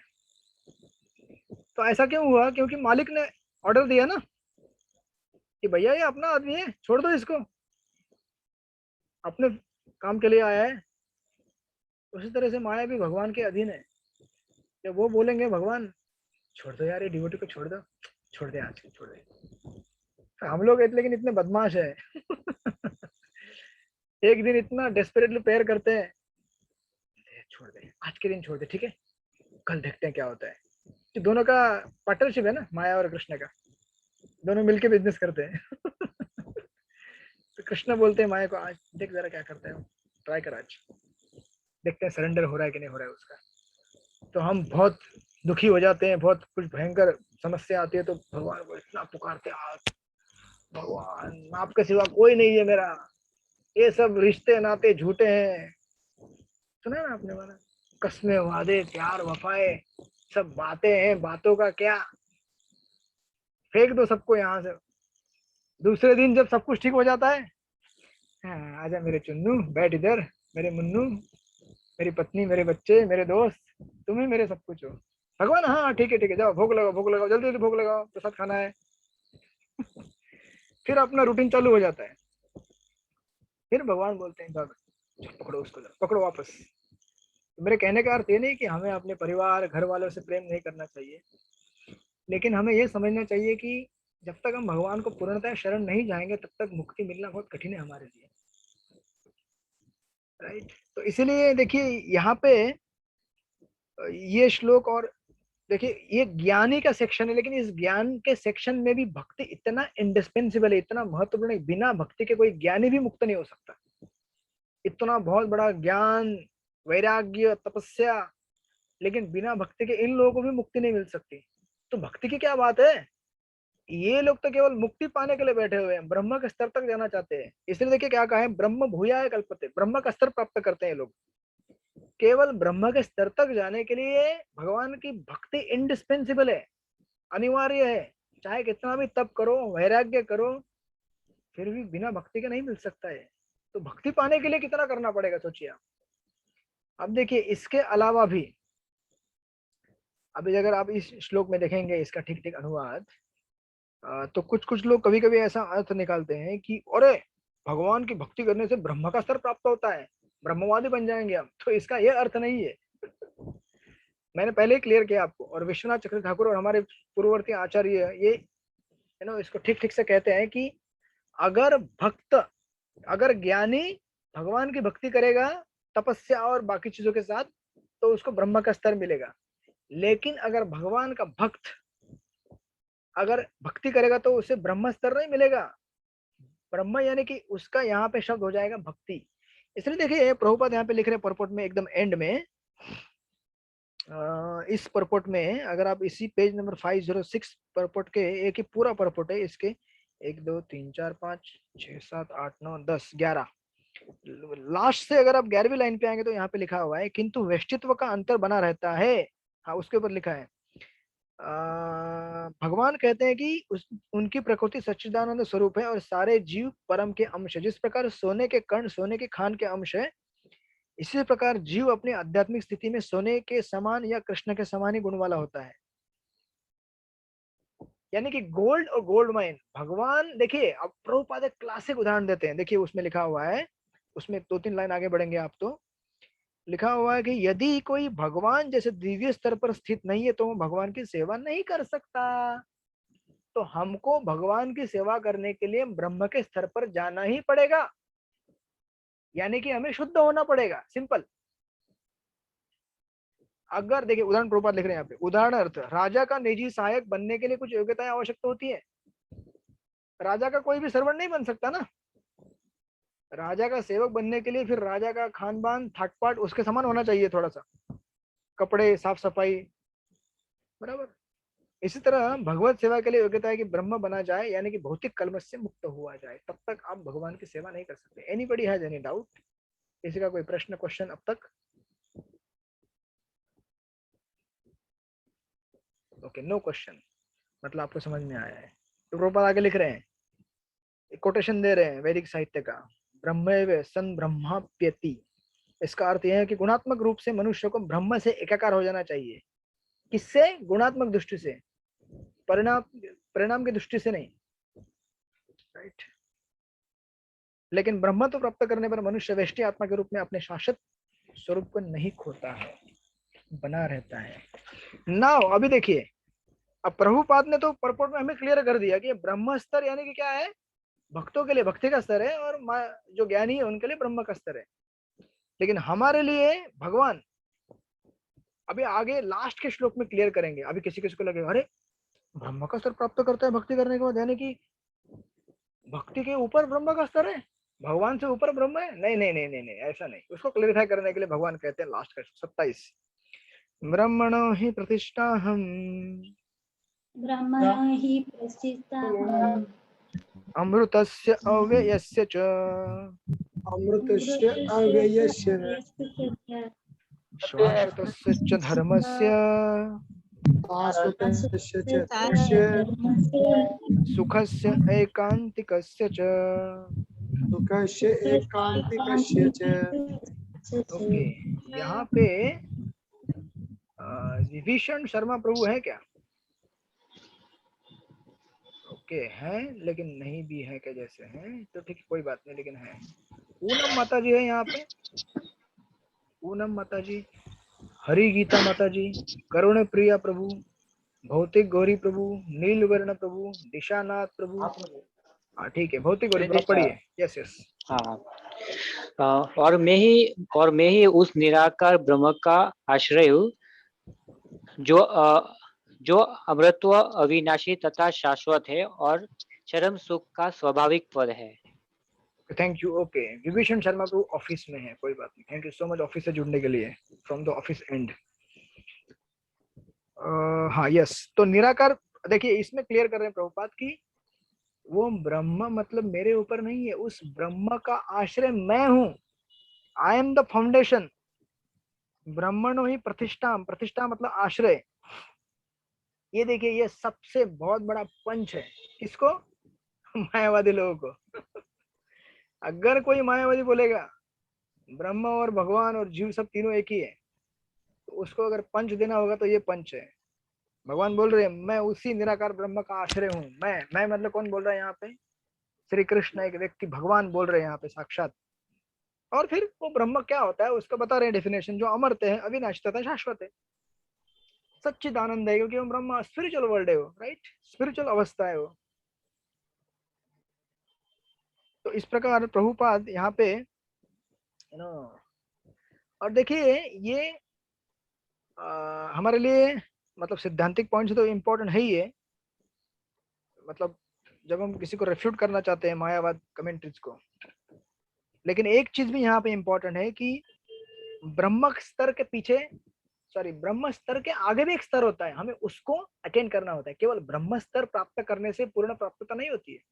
और प्रभुपाद का पूरा यहाँ पे जितना भी कोटेशन दिए गए और परपोट है, आधा परपोट शुरुआत में पहला पैराग्राफ पूरा ये बताता है कि जब तक हम ब्रह्म स्तर को प्राप्त करके आगे जाने का प्रयास नहीं करते तब तक खतरा बना रहता है कि हम ब्रह्म स्तर से नीचे गिर जाएंगे। भैया ये कैसा है पता है? ये ऐसा है जैसे पहाड़ हम चढ़ते हैं तो पहाड़ के बीचों बीच अगर पहुंच गए तो उधर ही रहना कोई सेफ जगह नहीं है। समझो पहाड़ आपका एकदम स्टीप है, एकदम सीधा, और बीच में लटके रहे वहां पे, गिर सकते हैं ना वहां से कभी भी। आप चोटी पे जाके बैठना है अच्छी तरह से। यानी कि देखो भक्त रसामृत सिंधु में अलग अलग प्रकार के आनंद के बारे में चर्चा की गई है। एक तो भौतिक आनंद जो ना के बराबर है लेकिन ना के बराबर है। दूसरा होता है ब्रह्म स्तर का आनंद। तीसरा होता है भक्ति स्तर का आनंद। तो ब्रह्म स्तर का जो आनंद है वो आनंद कैसा है पता है? वो आनंद है लेकिन वास्तव में पूर्ण आनंद नहीं है वो। आपको उदाहरण देता हूँ, जैसे समझो आप में से कोई अगर लोग कभी बीमार गिर जाते हैं, मैं भी बीमार गिर जाता हूँ कई बार। समझो किसी को मलेरिया हो गया, तो अगर मलेरिया हो गया, मलेरिया होने के बाद आपने दवाई लिया, इलाज किया और आपका मलेरिया दूर हो गया, तो क्या आपकी बीमारी दूर हो गई? बताइए मुझे आप। मलेरिया आपके शरीर से गायब हो गया, खत्म हो गया, तो आपकी बीमारी दूर हो गई? बताइए।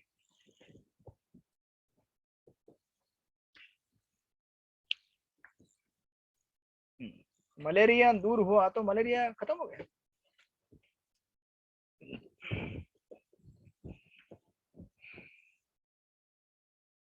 जब तक आंसर नहीं मिलेगा तब तक क्लास एंड नहीं होगी आज।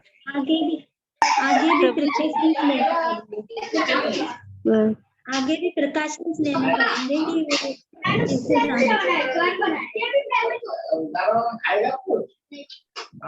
अनिता माता जी बोलिए आप। प्रभु जी प्रॉपर ट्रीटमेंट लेके और आगे जैसे माता जी ने बोला प्रिकॉशन लेना पड़ेगा ताकि दोबारा मलेरिया ना हो सके। मतलब प्रॉपर ट्रीटमेंट लेंगे तो वो एक रिजल्ट दिखाएगा, रिपोर्ट आएगा कि आप एकदम फ्री हो चुके हैं इस बीमारी से, इस डिजीज से, इस तरह से। मैं नहीं मानता।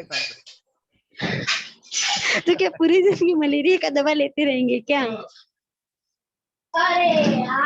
कैसे पॉसिबल है प्रभु जी? मुझे खुद मलेरिया हुआ था। आपने अभी भी ब्रह्म स्तर का आंसर दिया। प्रभु जी मुझे खुद मलेरिया हुआ था, थोड़ी मैं अभी भी दवा ले रही हूँ। एक पूरा ट्रीटमेंट होने के बाद मैंने लेफ्ट कर दिया। तो आपने आंसर दिया, आपका आंसर आया है, लेकिन केवल ब्रह्म स्तर तक ही पहुंचा, भगवान स्तर तक नहीं पहुंच पाए। कैसे पहुंचेंगे बता, आप कैसे पहुंचेंगे भगवान स्तर? आपका आंसर है 60-70% पूरा है, 30% आधा है। अभी इसको पूरा कौन करेगा? मलेरिया से ठीक होना मतलब क्या है बताइए आप? क्या केवल मलेरिया जाना है क्या? मलेरिया से ठीक होना मतलब मलेरिया तो चला गया भैया, लेकिन मलेरिया जाने के बाद ऐसा नहीं कि एक जगह बैठा हूं मैं, अभी भी वीकनेस है बॉडी में, क्लास अटेंड नहीं कर पाऊंगा, एग्जाम नहीं दे पाऊंगा, घर के काम नहीं, ऑफिस नहीं। मलेरिया चला गया, मलेरिया नहीं है, मलेरिया दूर होगा। तो ये अभी भी इनकम्प्लीट है ना। प्रभु जी मलेरिया चला गया, बाकी जपा हुआ जो पेंडिंग है ना 16 माला जो मलेरिया में नहीं वो पूरा कंप्लीट करना है। बराबर 16 माला पूरा करें, लेकिन उसके लिए बॉडी में जान भी तो आनी चाहिए ना। देखिए ये दो चीजें साइमल्टेनियसली होती हैं। जब आपकी बीमारी दूर होती है तो बीमारी दूर होती है, साथ में बॉडी में एनर्जी भी आती है। Unless there is energy in the body your disease has not completely gone away. जब तक आपके शरीर में शक्ति वापस नहीं आई तब तक आपकी बीमारी पूरी तरह दूर नहीं हुई है। क्या केवल मलेरिया जाना, निगेटिव आना मतलब हो गया आपकी बीमारी ठीक? नहीं ना। वैसे ही ये ब्रह्मवादी लोग, मायावादी लोग क्या सोचते हैं, मेरा भौतिक बीमारी दूर हो गया, मेरा भौतिक शरीर खत्म हो गया, कोई काम क्रोध लोभ मोह नहीं है, मतलब मैं ठीक हो गया। अरे भैया उसके बाद जब तक आप स्वस्थ रह के एक्टिविटी नहीं करोगे तब तक आप आध्यात्मिक स्तर पे नहीं पहुंच पाए हो। आप लोग पता नहीं कौन से ट्रेन में चल रहे हो, इतनी इंजन की आवाज आ रही है। आवाज आ रही है बहुत। हाँ को ये मतलब वो पुराने जमाने की ट्रेन आती थी पता है आपको? कोयले वाली, वो ऐसे करके गाड़ी चलती थी। गाड़ी चलती थी। जुक आगे न गाड़ी मामा चगावाला जाऊया। बचपन में हमको गाना था वो मराठी के सॉन्ग में। ओके कोई बात नहीं। तो आप लोग समझ गए आंसर? आपको समझ में आया? बीमारी दूर होना मतलब केवल निगेटिव रिपोर्ट नहीं, बाद में चलना फिरना भी चाहिए ना आदमी। अभी भी वंदना हो जाए माता जी को समझाने, तो और उदाहरण देता हूँ आपको मैं। नेक्स्ट उदाहरण, उससे आपको और क्लियर हो जाएगा। जैसे फॉर एग्जांपल अगर कोई व्यक्ति मिलियनियर है, बिलियनियर है, बहुत पैसा उसके पास है, बहुत पैसा है, लेकिन क्या हुआ ना, उसके सर पे एक बॉक्स गिर गया भगवत गीता का। मेरे बाजू में बहुत सारे बॉक्स है। बड़ा बॉक्स गिर गया, 30 किलो का बॉक्स। उसका मेमोरी चला गया, भूल गया, वो बेचारा मिलियनियर है। तो फिर क्या फायदा उतने सारे पैसे का? कुछ फायदा है? एंजॉय कर सकता है कि नहीं कर सकता ना वो? इतना सारा पैसा होने के बाद भी एंजॉय नहीं कर सकता। अरे वही तो बेवकूफी करते हैं ये लोग, मायावादी लोग। इतना सारा पैसा प्राप्त कर लिया, लेकिन पैसा इस्तेमाल करोगे तब ना। जो हमारे आनंद के स्तर है ना, आनंद के स्तर, एक तो आनंद होता है भौतिक, वो हमें नहीं चाहिए क्योंकि वो एंटेंगलिंग है, कार्मिक है, कर्म बंधन में डालता है।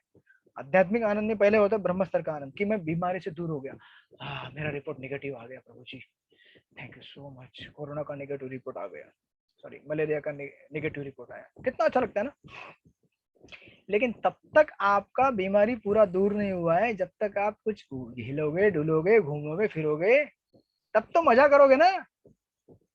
खाली रिपोर्ट नेगेटिव लेके बेड पे बैठे रहोगे तो क्या मजा है उसमें? नहीं ना। तो वैसे ही ये लोग करते हैं, नेगेटिव रिपोर्ट लेके आते हैं। नेगेटिव रिपोर्ट सर्टिफिकेट लेके आते हैं, मेरा बीमारी दूर हो गया भौतिक, अभी मैं बादल में बैठा रहूंगा। तो वहां से गिरने का फुल चांस है, क्योंकि हम लोग क्या है, आनंदमय भैसा। जब तक हम इमोशन के स्तर, मतलब हम इमोशन जब तक एक्सचेंज नहीं करते ना भगवान के साथ, तब तक कोई भी परमानेंट स्तर नहीं है जहां से हम नीचे ना गिरे। इसलिए हमें भक्तानंद में आना होता है, भक्ति का आनंद लेना होता है। क्योंकि जब तक हम प्रेम नहीं करेंगे तब तक हमें पूर्ण आनंद का अनुभूति नहीं होगा, तब तक हम फिर आनंद ढूंढते। इसलिए देखिए ये सारे मायावादी वापस यहाँ पे आके क्या करते हैं, हॉस्पिटल खोलो, स्कूल खोलो, ये खोलो, दुनिया भर का। काय के लिए? जब आपको ब्रह्म के स्तर पे इतना आनंद मिल रहा था तो यहाँ पे क्यों आ गए आप भैया? इसका प्रूफ है कि आपको वहां आनंद नहीं मिला, इसलिए यहाँ पे आ गए ना। पहाड़ में से नीचे क्यों उतर के आ गए? क्योंकि वहां बात करने के लिए कोई है ही नहीं। ब्रह्म के स्तर पे गए तो फिर पूरा नहीं हो पाया आपका इच्छा। तो इस तरह से हमें ना ये समझना चाहिए कि हम ब्रह्मास्मि तो है, लेकिन तब तक हम मुक्त नहीं है जब तक हम पूरा आनंद प्राप्त नहीं कर सकते। जैसे आपको समझो, अगर एक बहुत बड़ा स्टेज दिया जाए डांस करने का, लेकिन अगर डांस करेंगे तो मजा आएगा ना। डांस के स्टेज पे जाके खड़ा होंगे खाली तो मजा आएगा? आपको नहीं आएगा ना। You have to dance there ना बाबा। प्रसाद का पूरा प्लेट दिया आपको, 56 भोग वाला, राधा गिरधारी का महाप्रसाद, रबड़ी रसमलाई रसगुल्ला क्या क्या चाहिए आपको उसमें, लाइए आपके मानसिक चिंतन में, भगवान को भोग लगा के प्लेट आया आपके सामने, लेकिन अभी सामने रखा है, खा नहीं सकते उसको, खाली देखना है उसको देखना भी नहीं है, आंख बंद करके बैठ गया है, तो क्या आनंद है उसमें? जब उसका स्वाद लोगे तो मजा आएगा ना। उसी तरह से भक्ति, भगवान के आध्यात्मिक जगत में जाने के बाद भगवान की भक्ति करोगे तो स्वाद मिलेगा ना। केवल ब्रह्म स्तर पे जाना पूर्ण मुक्ति नहीं है। तो ये प्रभुपाद यहाँ पे एस्टेब्लिश कर रहे हैं उस परपोर्ट में। फर्स्ट पैराग्राफ में प्रभुपाद लिखते हैं, फर्स्ट पैराग्राफ के ऑलमोस्ट लास्ट की 3-4 लाइन लिखते हैं कि परमेश्वर 6 ऐश्वर्य से पूर्ण है और जब तक भक्त निकट पहुंचता है तो इन 6 ऐश्वर्य का आदान प्रदान होता है। राजा का सेवक लगभग राजा के ही समान पद का भोग करता है, बराबर ना। राजा का सेवक राजा के समान ही ऐश्वर्य भोगता है ना, नहीं। इस प्रकार के शाश्वत सुख, अविनाशी सुख तथा शाश्वत जीवन भक्ति के साथ साथ चलते हैं। अतएव भक्ति में ब्रह्म साक्षात्कार या शाश्वतता या अमरता सम्मिलित रहते हैं। भक्ति में प्रवृत्त व्यक्ति में ये पहले से ही प्राप्त रहते हैं।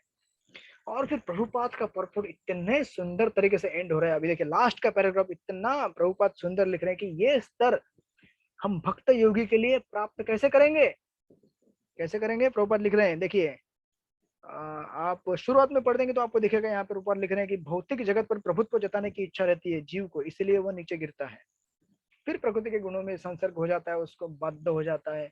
फिर प्रभुपाद आगे लिखते हैं, उसे में प्रकृति को वश करने की जो अवैध इच्छा है वह दूर हो जाती है। कैसे? जैसे धीरे धीरे वह भक्तों के संग में आता है, भक्ति चालू करता है। तो पहले हमने क्या किया है, बीमारी लिया, बीमारी से धीरे धीरे धीरे दूर होना है। तो भक्ति करने की 9 विधि है भक्तों के संग में, श्रवणम, कीर्तनम, विष्णु स्मरणम, अर्चनम, वंदनम, दास्यम, साख्यम, आत्मनिवेदनम, ये 9 विधियां है।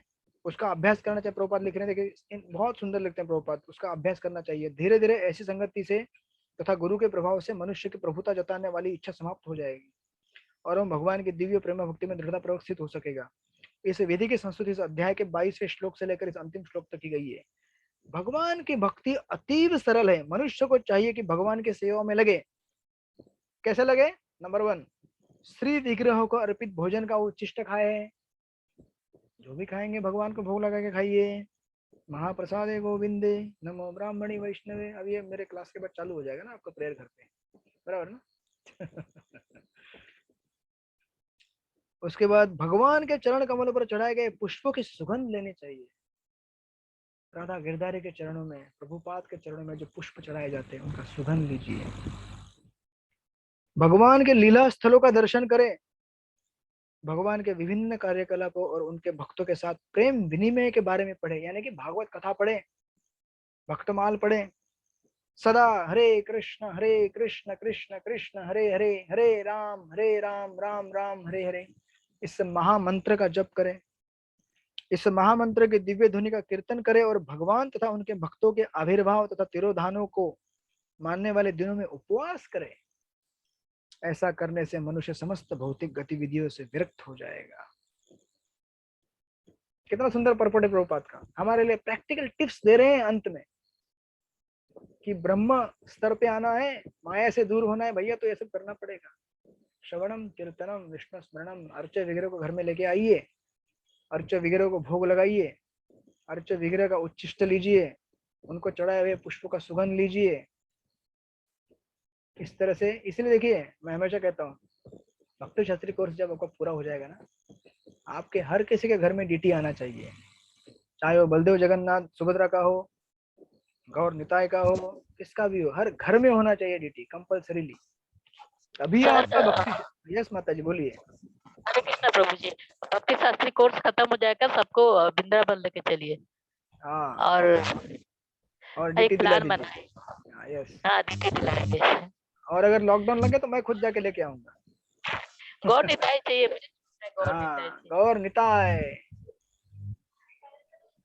अदरवाइज आपका कोर्स फेल है। खाली मार्क्स लेने के लिए पढ़ना है क्या हमको? प्रैक्टिकल कब करेंगे भैया? प्रैक्टिकल कब करेंगे? ये सारे तत्व प्रभुपाद पूरे परपोर्ट्स में यही बताते हैं। हर जगह पे मुक्ति प्राप्त करनी है, माया से दूर रहना है, तो ये करना ही पड़ेगा। और ड्यूटी वर्शिप इनडिस्पेंसिबल है। भगवान को घर में लाएंगे तभी तो भक्ति होगी। भक्ति करने का प्रयास करेंगे, उनको फूल चढ़ाएंगे, माला पहनाएंगे, ड्रेस कराएंगे, भोग लगाएंगे, सुलाएंगे, उठाएंगे, साथ में गीता भागवत पढ़ेंगे, राइट। तो ये प्रैक्टिकल एप्लीकेशन है। तो आप सब लोगों से विनती है, आप लोग अगर गीता को प्रैक्टिकल में जीवन में उतारना चाहते हैं तो ये सब 4 अंग आपको करना है। प्रभुपाद ने 4 चीजें कही है, ज्यादा नहीं, 4 ही चीजें। डिटी वर्शिप, भागवत कथा, भगवान को भोग लगा प्रसाद लेना और कीर्तन। 4 थिंग्स, दैट्स इट। 4 चीज करेंगे, सगुणान समतित्तेतान ब्रह्म भूयाय कल्पते, भगवान के भक्ति को प्राप्त कर लेंगे आप। तो इस तरह से सुंदर पर्पट प्रभुपाद ने दिया, इस तरह से पूर्ण पर्पट एंड होता है।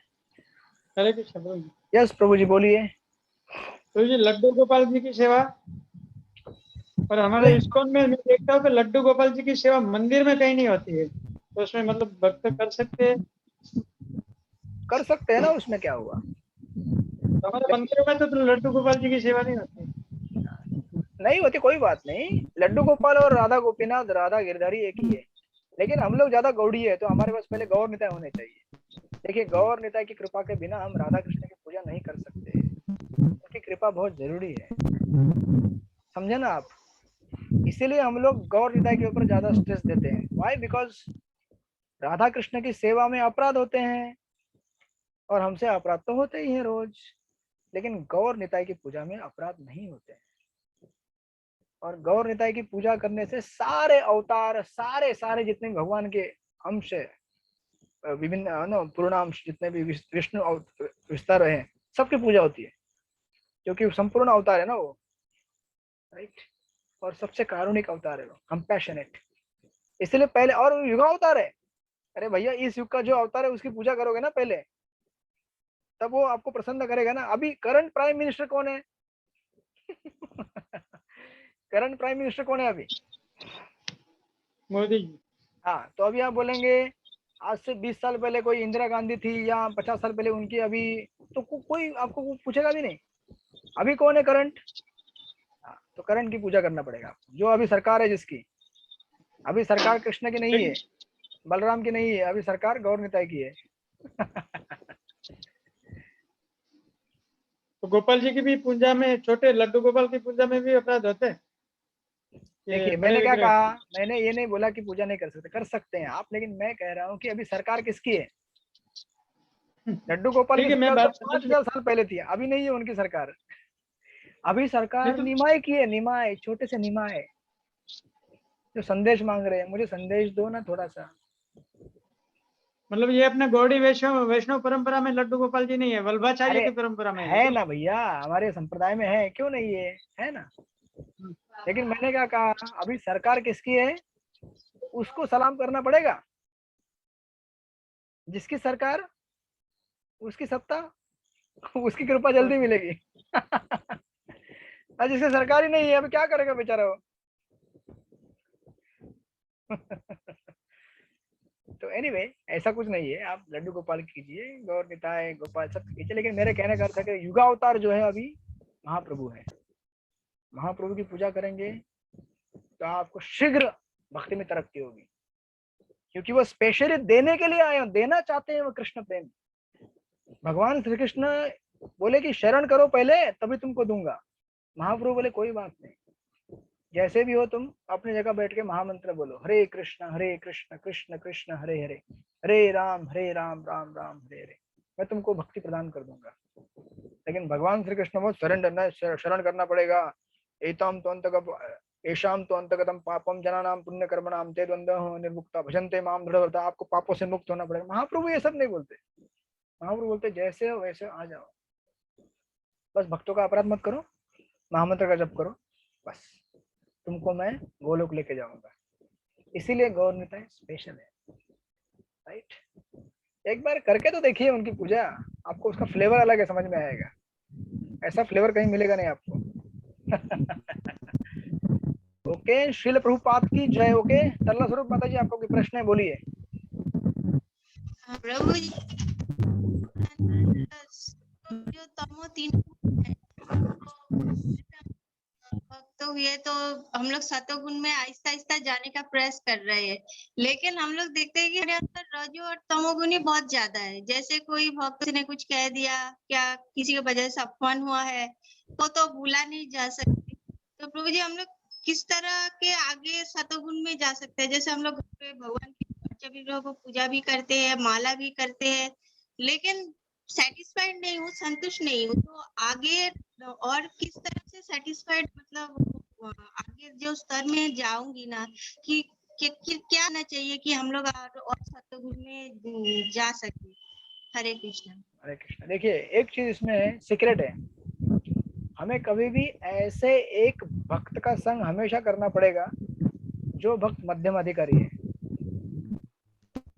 देखिए हमें उस भक्त के साथ हमेशा उसका हाथ पकड़ के चलना पड़ेगा। आप अपना एसोसिएशन चेक कीजिए, हम हमेशा उन भक्तों का संग कर रहे हैं क्या। देखिए हमारे अपार्ट फ्रॉम हम क्लासेस करते हैं, भक्ति करते हैं, हमारे काउंसलर है, ये वगैरह वगैरह सब कुछ है, हमारे मंदिर है, सब कुछ है, राइट। लेकिन हमारे जीवन में हमेशा हमें देखना चाहिए कि हम ऐसे किसी एक वैष्णव का संग ले रहे हैं जो मध्यम अधिकारी के स्तर पे पहुंचा हुआ है, जो हमें हमेशा गाइड कर सकता है। तो आप अपने चेक कीजिए कि आपके पास कोई ऐसा है क्या मध्यम अधिकारी जिसका आप हमेशा साथ संग करते हैं, उससे गाइडेंस लेते रहते हैं, उसके साथ बैठ के कथा सुनते हैं। कोई तो ऐसा होना चाहिए जिससे आप इंस्पायर्ड हैं, जिसको आप सुनते हैं हमेशा, उसका फॉलो करते हैं। वो धीरे धीरे धीरे धीरे आपको, देखिए हम सब जानते हैं भक्ति कैसे करनी, सब कुछ जानते हैं, लेकिन भक्ति करने के लिए कुछ शक्ति की भी जरूरत होती है, राइट।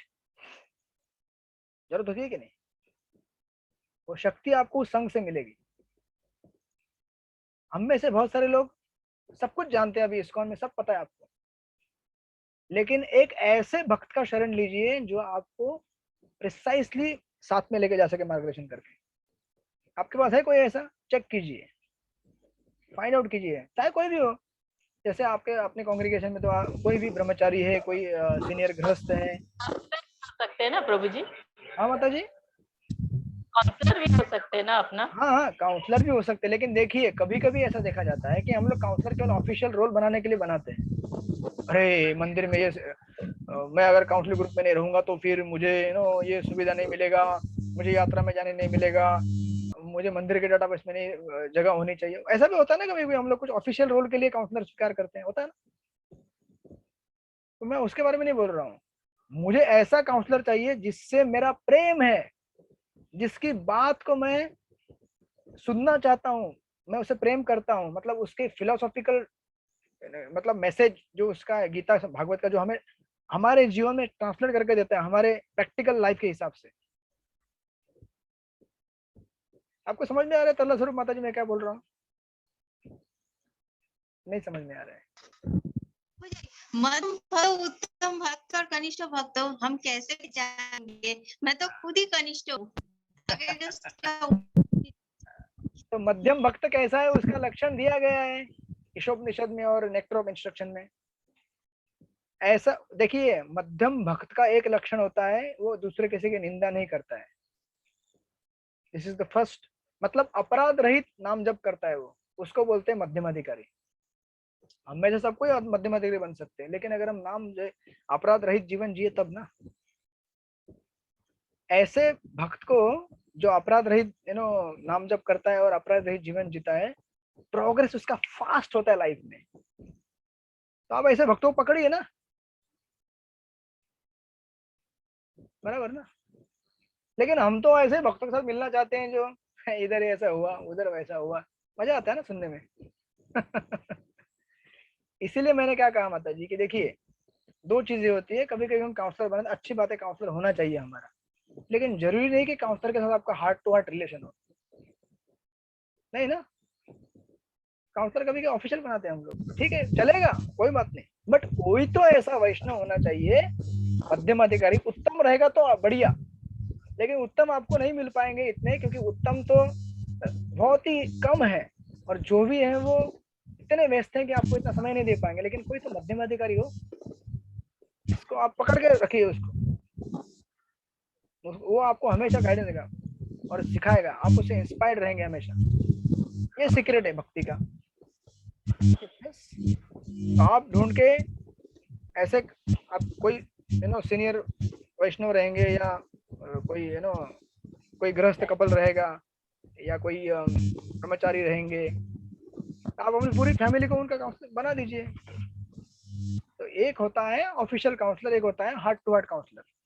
आइडियली क्या होना चाहिए कि जो ऑफिशियल काउंसलर है वही हार्ट टू हार्ट होना चाहिए, लेकिन कभी कभी नहीं होता है, बराबर ना। तो कोई बात नहीं, लेकिन आप ढूंढिए ऐसा। मतलब यहाँ तक मैंने आज तक जो देख रहा हूँ, समझ रहा हूँ, do you agree with my answer और नॉट?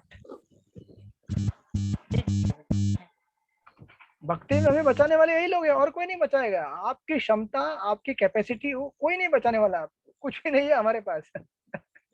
लेकिन ऐसे किसी वैष्णव का अगर संग आपके पास रहेगा ना, तो वह आपको बचाएगा हमेशा, आपको भटकने नहीं देगा, आपको गुमराह होने नहीं देगा। और ऐसे वैष्णव हमेशा ध्यान रखेंगे आपका, पूछेंगे माता जी आपका कैसा जब चल रहा है, ऐसा केवल पूछने के लिए, माता जी कैसे जब चल रहा है आपका। ये तो कोई है, जैसे हम बाहर पूछते हैं ना, आप कैसे हैं, हाँ मैं ठीक हूँ। तो वो बाहर की दुनिया में जो पूछते हैं how are you, I am fine, ऐसा ऐसा क्वेश्चन नहीं। ऐसे वैष्णव क्वेश्चन पूछते हैं ना, तो दिल से पूछते हैं आपका जब सही में सब कुछ ठीक है ना, लाइफ में कुछ हेल्प चाहिए। ऐसे आपको निर्ले संतों को ढूंढना पड़ेगा, तो फिर आपका जीवन सफल हो जाएगा। ये मैं सीक्रेट दे रहा हूँ आप लोगों को, क्योंकि ये कुछ सीक्रेट जो है मैंने कहीं से सुना है, मैं फॉलो करता हूँ, तो मुझे इसका हेल्प होता है, राइट। तो प्रभुपाद तो है हमारे जीवन में डेफिनेटली, और हमारे गुरु महाराज तो है ही है, इस्कॉन के सीनियर जितने भी प्रभुपाद के शिष्य वो तो है ही है। तो ये जो मध्यमाधिकारी है ना, हमें हेल्प करता है इनके साथ कनेक्ट करने के लिए। वो बताएगा आपको, अरे प्रभुपाद की पुस्तकें पढ़ रहे हो बेटा, नहीं पढ़ रहे हो, पढ़ो, बहुत इंपॉर्टेंट है प्रभुपाद की बुक पढ़ना, आपको कन्विंस करेगा, रियलाइज कराएगा आपको। तो प्रभुपाद अपने गुरु महाराज, सीनियर सन्यासी, इनके साथ हमारा कनेक्शन बनाने के लिए हेल्प करता है। वो एजेंट है भगवान का, पॉलिसी देने आया है आपको, जीवन आनंद। तो इस तरह से, ठीक है। तो आप अपना अपना एक एक ढूंढिए, कौन है जो हमें जीवन में मार्गदर्शन करने वाला एक मध्यम अधिकारी। इसको में बहुत सारे हैं, बहुत सारे हैं। आपके मंदिर में बहुत सारे हैं, हमारे मंदिर में भी, हर जगह जगह है। सिर्फ आपको परखना है और उनको सुनना है, आपको अच्छा लगेगा उनकी फिलोसफी सुनना, आप सुनिए, फॉलो कीजिए उनको, ठीक है। तो मैं कुछ लेना चाहता था क्वेश्चन वगैरह, लेकिन आज नहीं ले पाऊंगा। यस माता जी, बोलिए बोलिए बोलिए बोलिए। प्रभु जी, ऐसा बहुत सारे सर्कमस्टेंसेस आते हैं जिसपे ना मुझे सिर्फ प्रभुपाद के बुक से आंसर मिल जाता है। काउंसलर तो है ही हमारे हार्ट टू हार्ट, जो कि मैं उनसे रेगुलर टच में हूँ, लेकिन काफी आंसर मुझे प्रभुपाद की बुक से अपने आप उसी टाइम पे मिल जाते हैं, ऐसा होता है। इसीलिए देखिए, आप लोग क्या कीजिए ना, रोज प्रभुपाद की पुस्तक पढ़ने का हैबिट लगाइए, अपार्ट फ्रॉम योर सिलेबस। आपके सिलेबस का तो आप पढ़ेंगे, शुरू कीजिए 15 मिनट से। चलो 15 मिनट ज्यादा हो जाएगा आपके लिए, 15 मिनट मेरे लिए भी भारी हो जाता है। नहीं, हमारे काउंसलर ने 15 मिनट ही कहा है, और वो 15 मिनट ही एक्स्ट्रा, उन्होंने बोला उससे ज्यादा जरूरत नहीं, but you read only 15 minutes, it's enough, you will get the answer many things. तो रोज आप, ठीक है, थोड़ा रिलैक्स करते हैं आपके लिए, 5 से 15 मिनट, ठीक है। 5 मिनट भी आप पढ़ेंगे ना, कभी कभी मैं ऐसे रात में सोते समय मैंने हैबिट लगाया ऐसा कुछ, लेकिन कभी कभी ऐसा हो जाता है, इतना मतलब सिलेबस की किताबें पढ़ी जाती है, लेकिन मैं एक हैबिट लगाया कि रात में सोने के पहले एक बार प्रभुपाद की बुक मेरे साथ रहती है, एक छोटी सी बुक रखता हूँ, चेंज करते रहता हूँ जैसे जैसे पढ़ती होती है। अभी मैचेस गिफ्ट पढ़ रहा हूँ, तो उसको मैं खोल के 4-5 लाइन तो पढ़ता ही हूँ सोने, कितना अगर एकदम एक्सट्रीम थका हूँ तो फिर भी 4 लाइन पढ़ ही लेता हूँ। प्रभुपाद की पुस्तकों में एकदम अद्भुत शक्ति है, राइट। लेकिन कभी कभी जैसे माता जी तो कनेक्ट हो गए, लेकिन कुछ लोग कनेक्ट नहीं हो पाते हैं, मतलब आई मीन टू से कि हैबिट नहीं बना पाते। तो आपको फिर ऐसे भक्तों का संग चाहिए जो आपको रिमाइंड करेंगे, पढ़ रहे हो किताबें, मंगला आरती जा रहे हो, जपा कर रहे हो, अपराध कर रहे हो, हाँ कर रहा हूँ, नहीं अपराध नहीं करना है, ठीक है। आपको समझाएंगे, हमें एक्चुअली रिमाइंड कराने वाला कोई चाहिए, बराबर ना माता जी, हमें एक्चुअली कोई याद दिलाने वाला चाहिए, बार बार किताब पढ़ो, अपराध मत करो, जप करो, बराबर ना। अब सबको हम मालूम है, सबको हमें, लेकिन याद दिलाने वाला कोई तो चाहिए, बार बार याद दिलाने वाला, गलत काम मत करो, अच्छा करो, भगवान की भक्ति करो, भगवान तुम्हारे संरक्षक है, भगवान तुमको पूरी रक्षा करेंगे, भगवान तुमको बचाएंगे, भक्ति करो भक्ति करो भक्ति करो। ये मध्यम अधिकारी का काम होता है।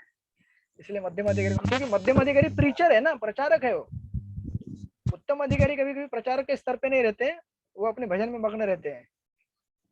तो ऑफकोर्स इस्कॉन के हमारे उत्तम अधिकारी प्रचारक हैं, सारे मध्यम अधिकारी स्तर पे आके प्रचार करते हैं, लेकिन उनका एसोसिएशन मिलना हमारे लिए थोड़ा कठिन है, तो उनका एसोसिएशन पुस्तकों के माध्यम से मिलेगा, उन्होंने लिखे पुस्तकें, लेक्चर्स, लेकिन मध्यम अधिकारी हमारे लिए इम्पोर्टेंट है। ओके, तो मैं आपके क्वेश्चन लेना चाहता था, सिलेबस ले नहीं पाया हूँ, तो लेकिन इस सैटरडे को जरूर लेंगे हम, ठीक है। ये सैटरडे केवल क्वेश्चन लिए जाएंगे और क्लास नहीं होगा। आपके जितने भी क्वेश्चन हैं जो आपको समझ में नहीं आ रहे हैं सबकी हम प्रॉब्लम सॉल्व करेंगे। यस, बोलिए अनिता माता जी, कुछ बोलना चाहते हैं आप? प्रभु जी, अभी हमारा 13 और 14 हो गया है, तो अगर साथ में क्वेश्चन भी दे देंगे तो क्या हम लोग साथ साथ चलेंगे? नहीं तो फिर वापस से बैक आने के लिए प्रॉब्लम होता है, इसके लिए पूछ रही थी। ये होते हैं मध्यम थैंक अधिकारी यू। जो याद दिलाते हैं। नहीं प्रभु जी, नो मैं कनिष्ठ से भी बाहर हूँ प्रभु जी। कनिष्ठ तो कोई भी स्तर है, मैं अपने आप को उससे भी गया गुजरा समझती हूँ। नो प्रभु जी, सॉरी। याद दिलाने वाले कोई चाहिए ना, नहीं तो फिर मैं क्वेश्चन भी कैसे दूंगा। हरे कृष्ण थैंक यू प्रभु सो मच। हाँ, प्रसन्न नारायण प्रभु, बोलिए आप क्या बोलना चाहते हैं? प्रभु जी, ये आप एक नंबर देने वाले, फोन नंबर वृंदावन में, जहाँ अच्छा, की ये हाँ, बराबर समझ गया मैं। आपने क्वेश्चन ये भी डाला था, देता हूँ अभी। आप एक काम कीजिए, ग्रुप में डाल दीजिए, नंबर दीजिए करके ग्रुप में पोस्ट कर दीजिए, मैं डाल देता हूँ, ठीक है। अच्छा, ठीक। और किसी को हेल्प, कभी भी किसी को डीटी लेने के लिए हेल्प चाहिए, मेरा कोई एजेंट नहीं, कॉन्ट्रैक्ट नहीं है, मैं किसी का पैसा डायरेक्ट लेता भी नहीं हूँ मैं खाली आपका और दुकानदार का संपर्क करा के दूंगा, दैट इज माय जॉब। मैं मध्यम अधिकारी के रोल में आपके लिए काम करूंगा इस मामले में। तो प्रभु जी, यू आर गेटिंग क्रेडिट ना, गौर निताई से क्रेडिट तो मिल रहा है ना आपको? हाँ ठीक है, चलेगा। एजेंट को कुछ ना कुछ तो क्रेडिट मिलना चाहिए ना, commission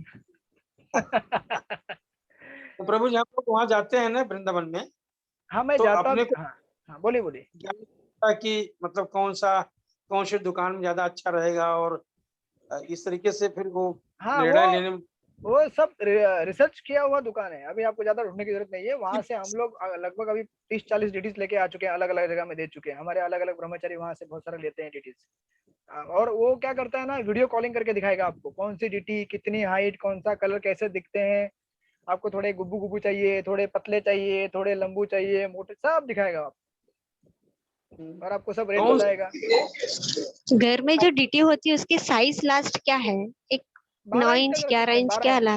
12 inch. Okay, 12 inch distance है, तो आपको सब बताएगा। कुरियर भी करता है वो। कौन से साइज सही है? देखिए, आपके भाव के हिसाब से 8 इंच से स्टार्ट होता है, और उससे भी छोटे रहते हैं, 8 इंच, 10 इंच, 12 इंच। तो आपको अगर बड़े देखने की आदत है, मुझे थोड़ा बड़े देखने की आदत है डिटीज, तो मैं बड़े लेता हूँ। कभी छोटे, तो जिसको छोटे पसंद है छोटे, जैसे आपको पसंद है वैसे, ठीक है ना। मतलब जो सही हो उसकी बात। सही तो फिर देखिए, इसलिए मैंने कहा सही तो आपका घर में कैसा है, रखने का जगह वगैरह वगैरह, और आपको कितना हाइट देखने को कैसा अच्छा लगता है, छोटे, बड़े, मीडियम, उसके हिसाब से उसके ऊपर है। हाँ, लेकिन मैंने यस ओके। हरे कृष्णा। वांछा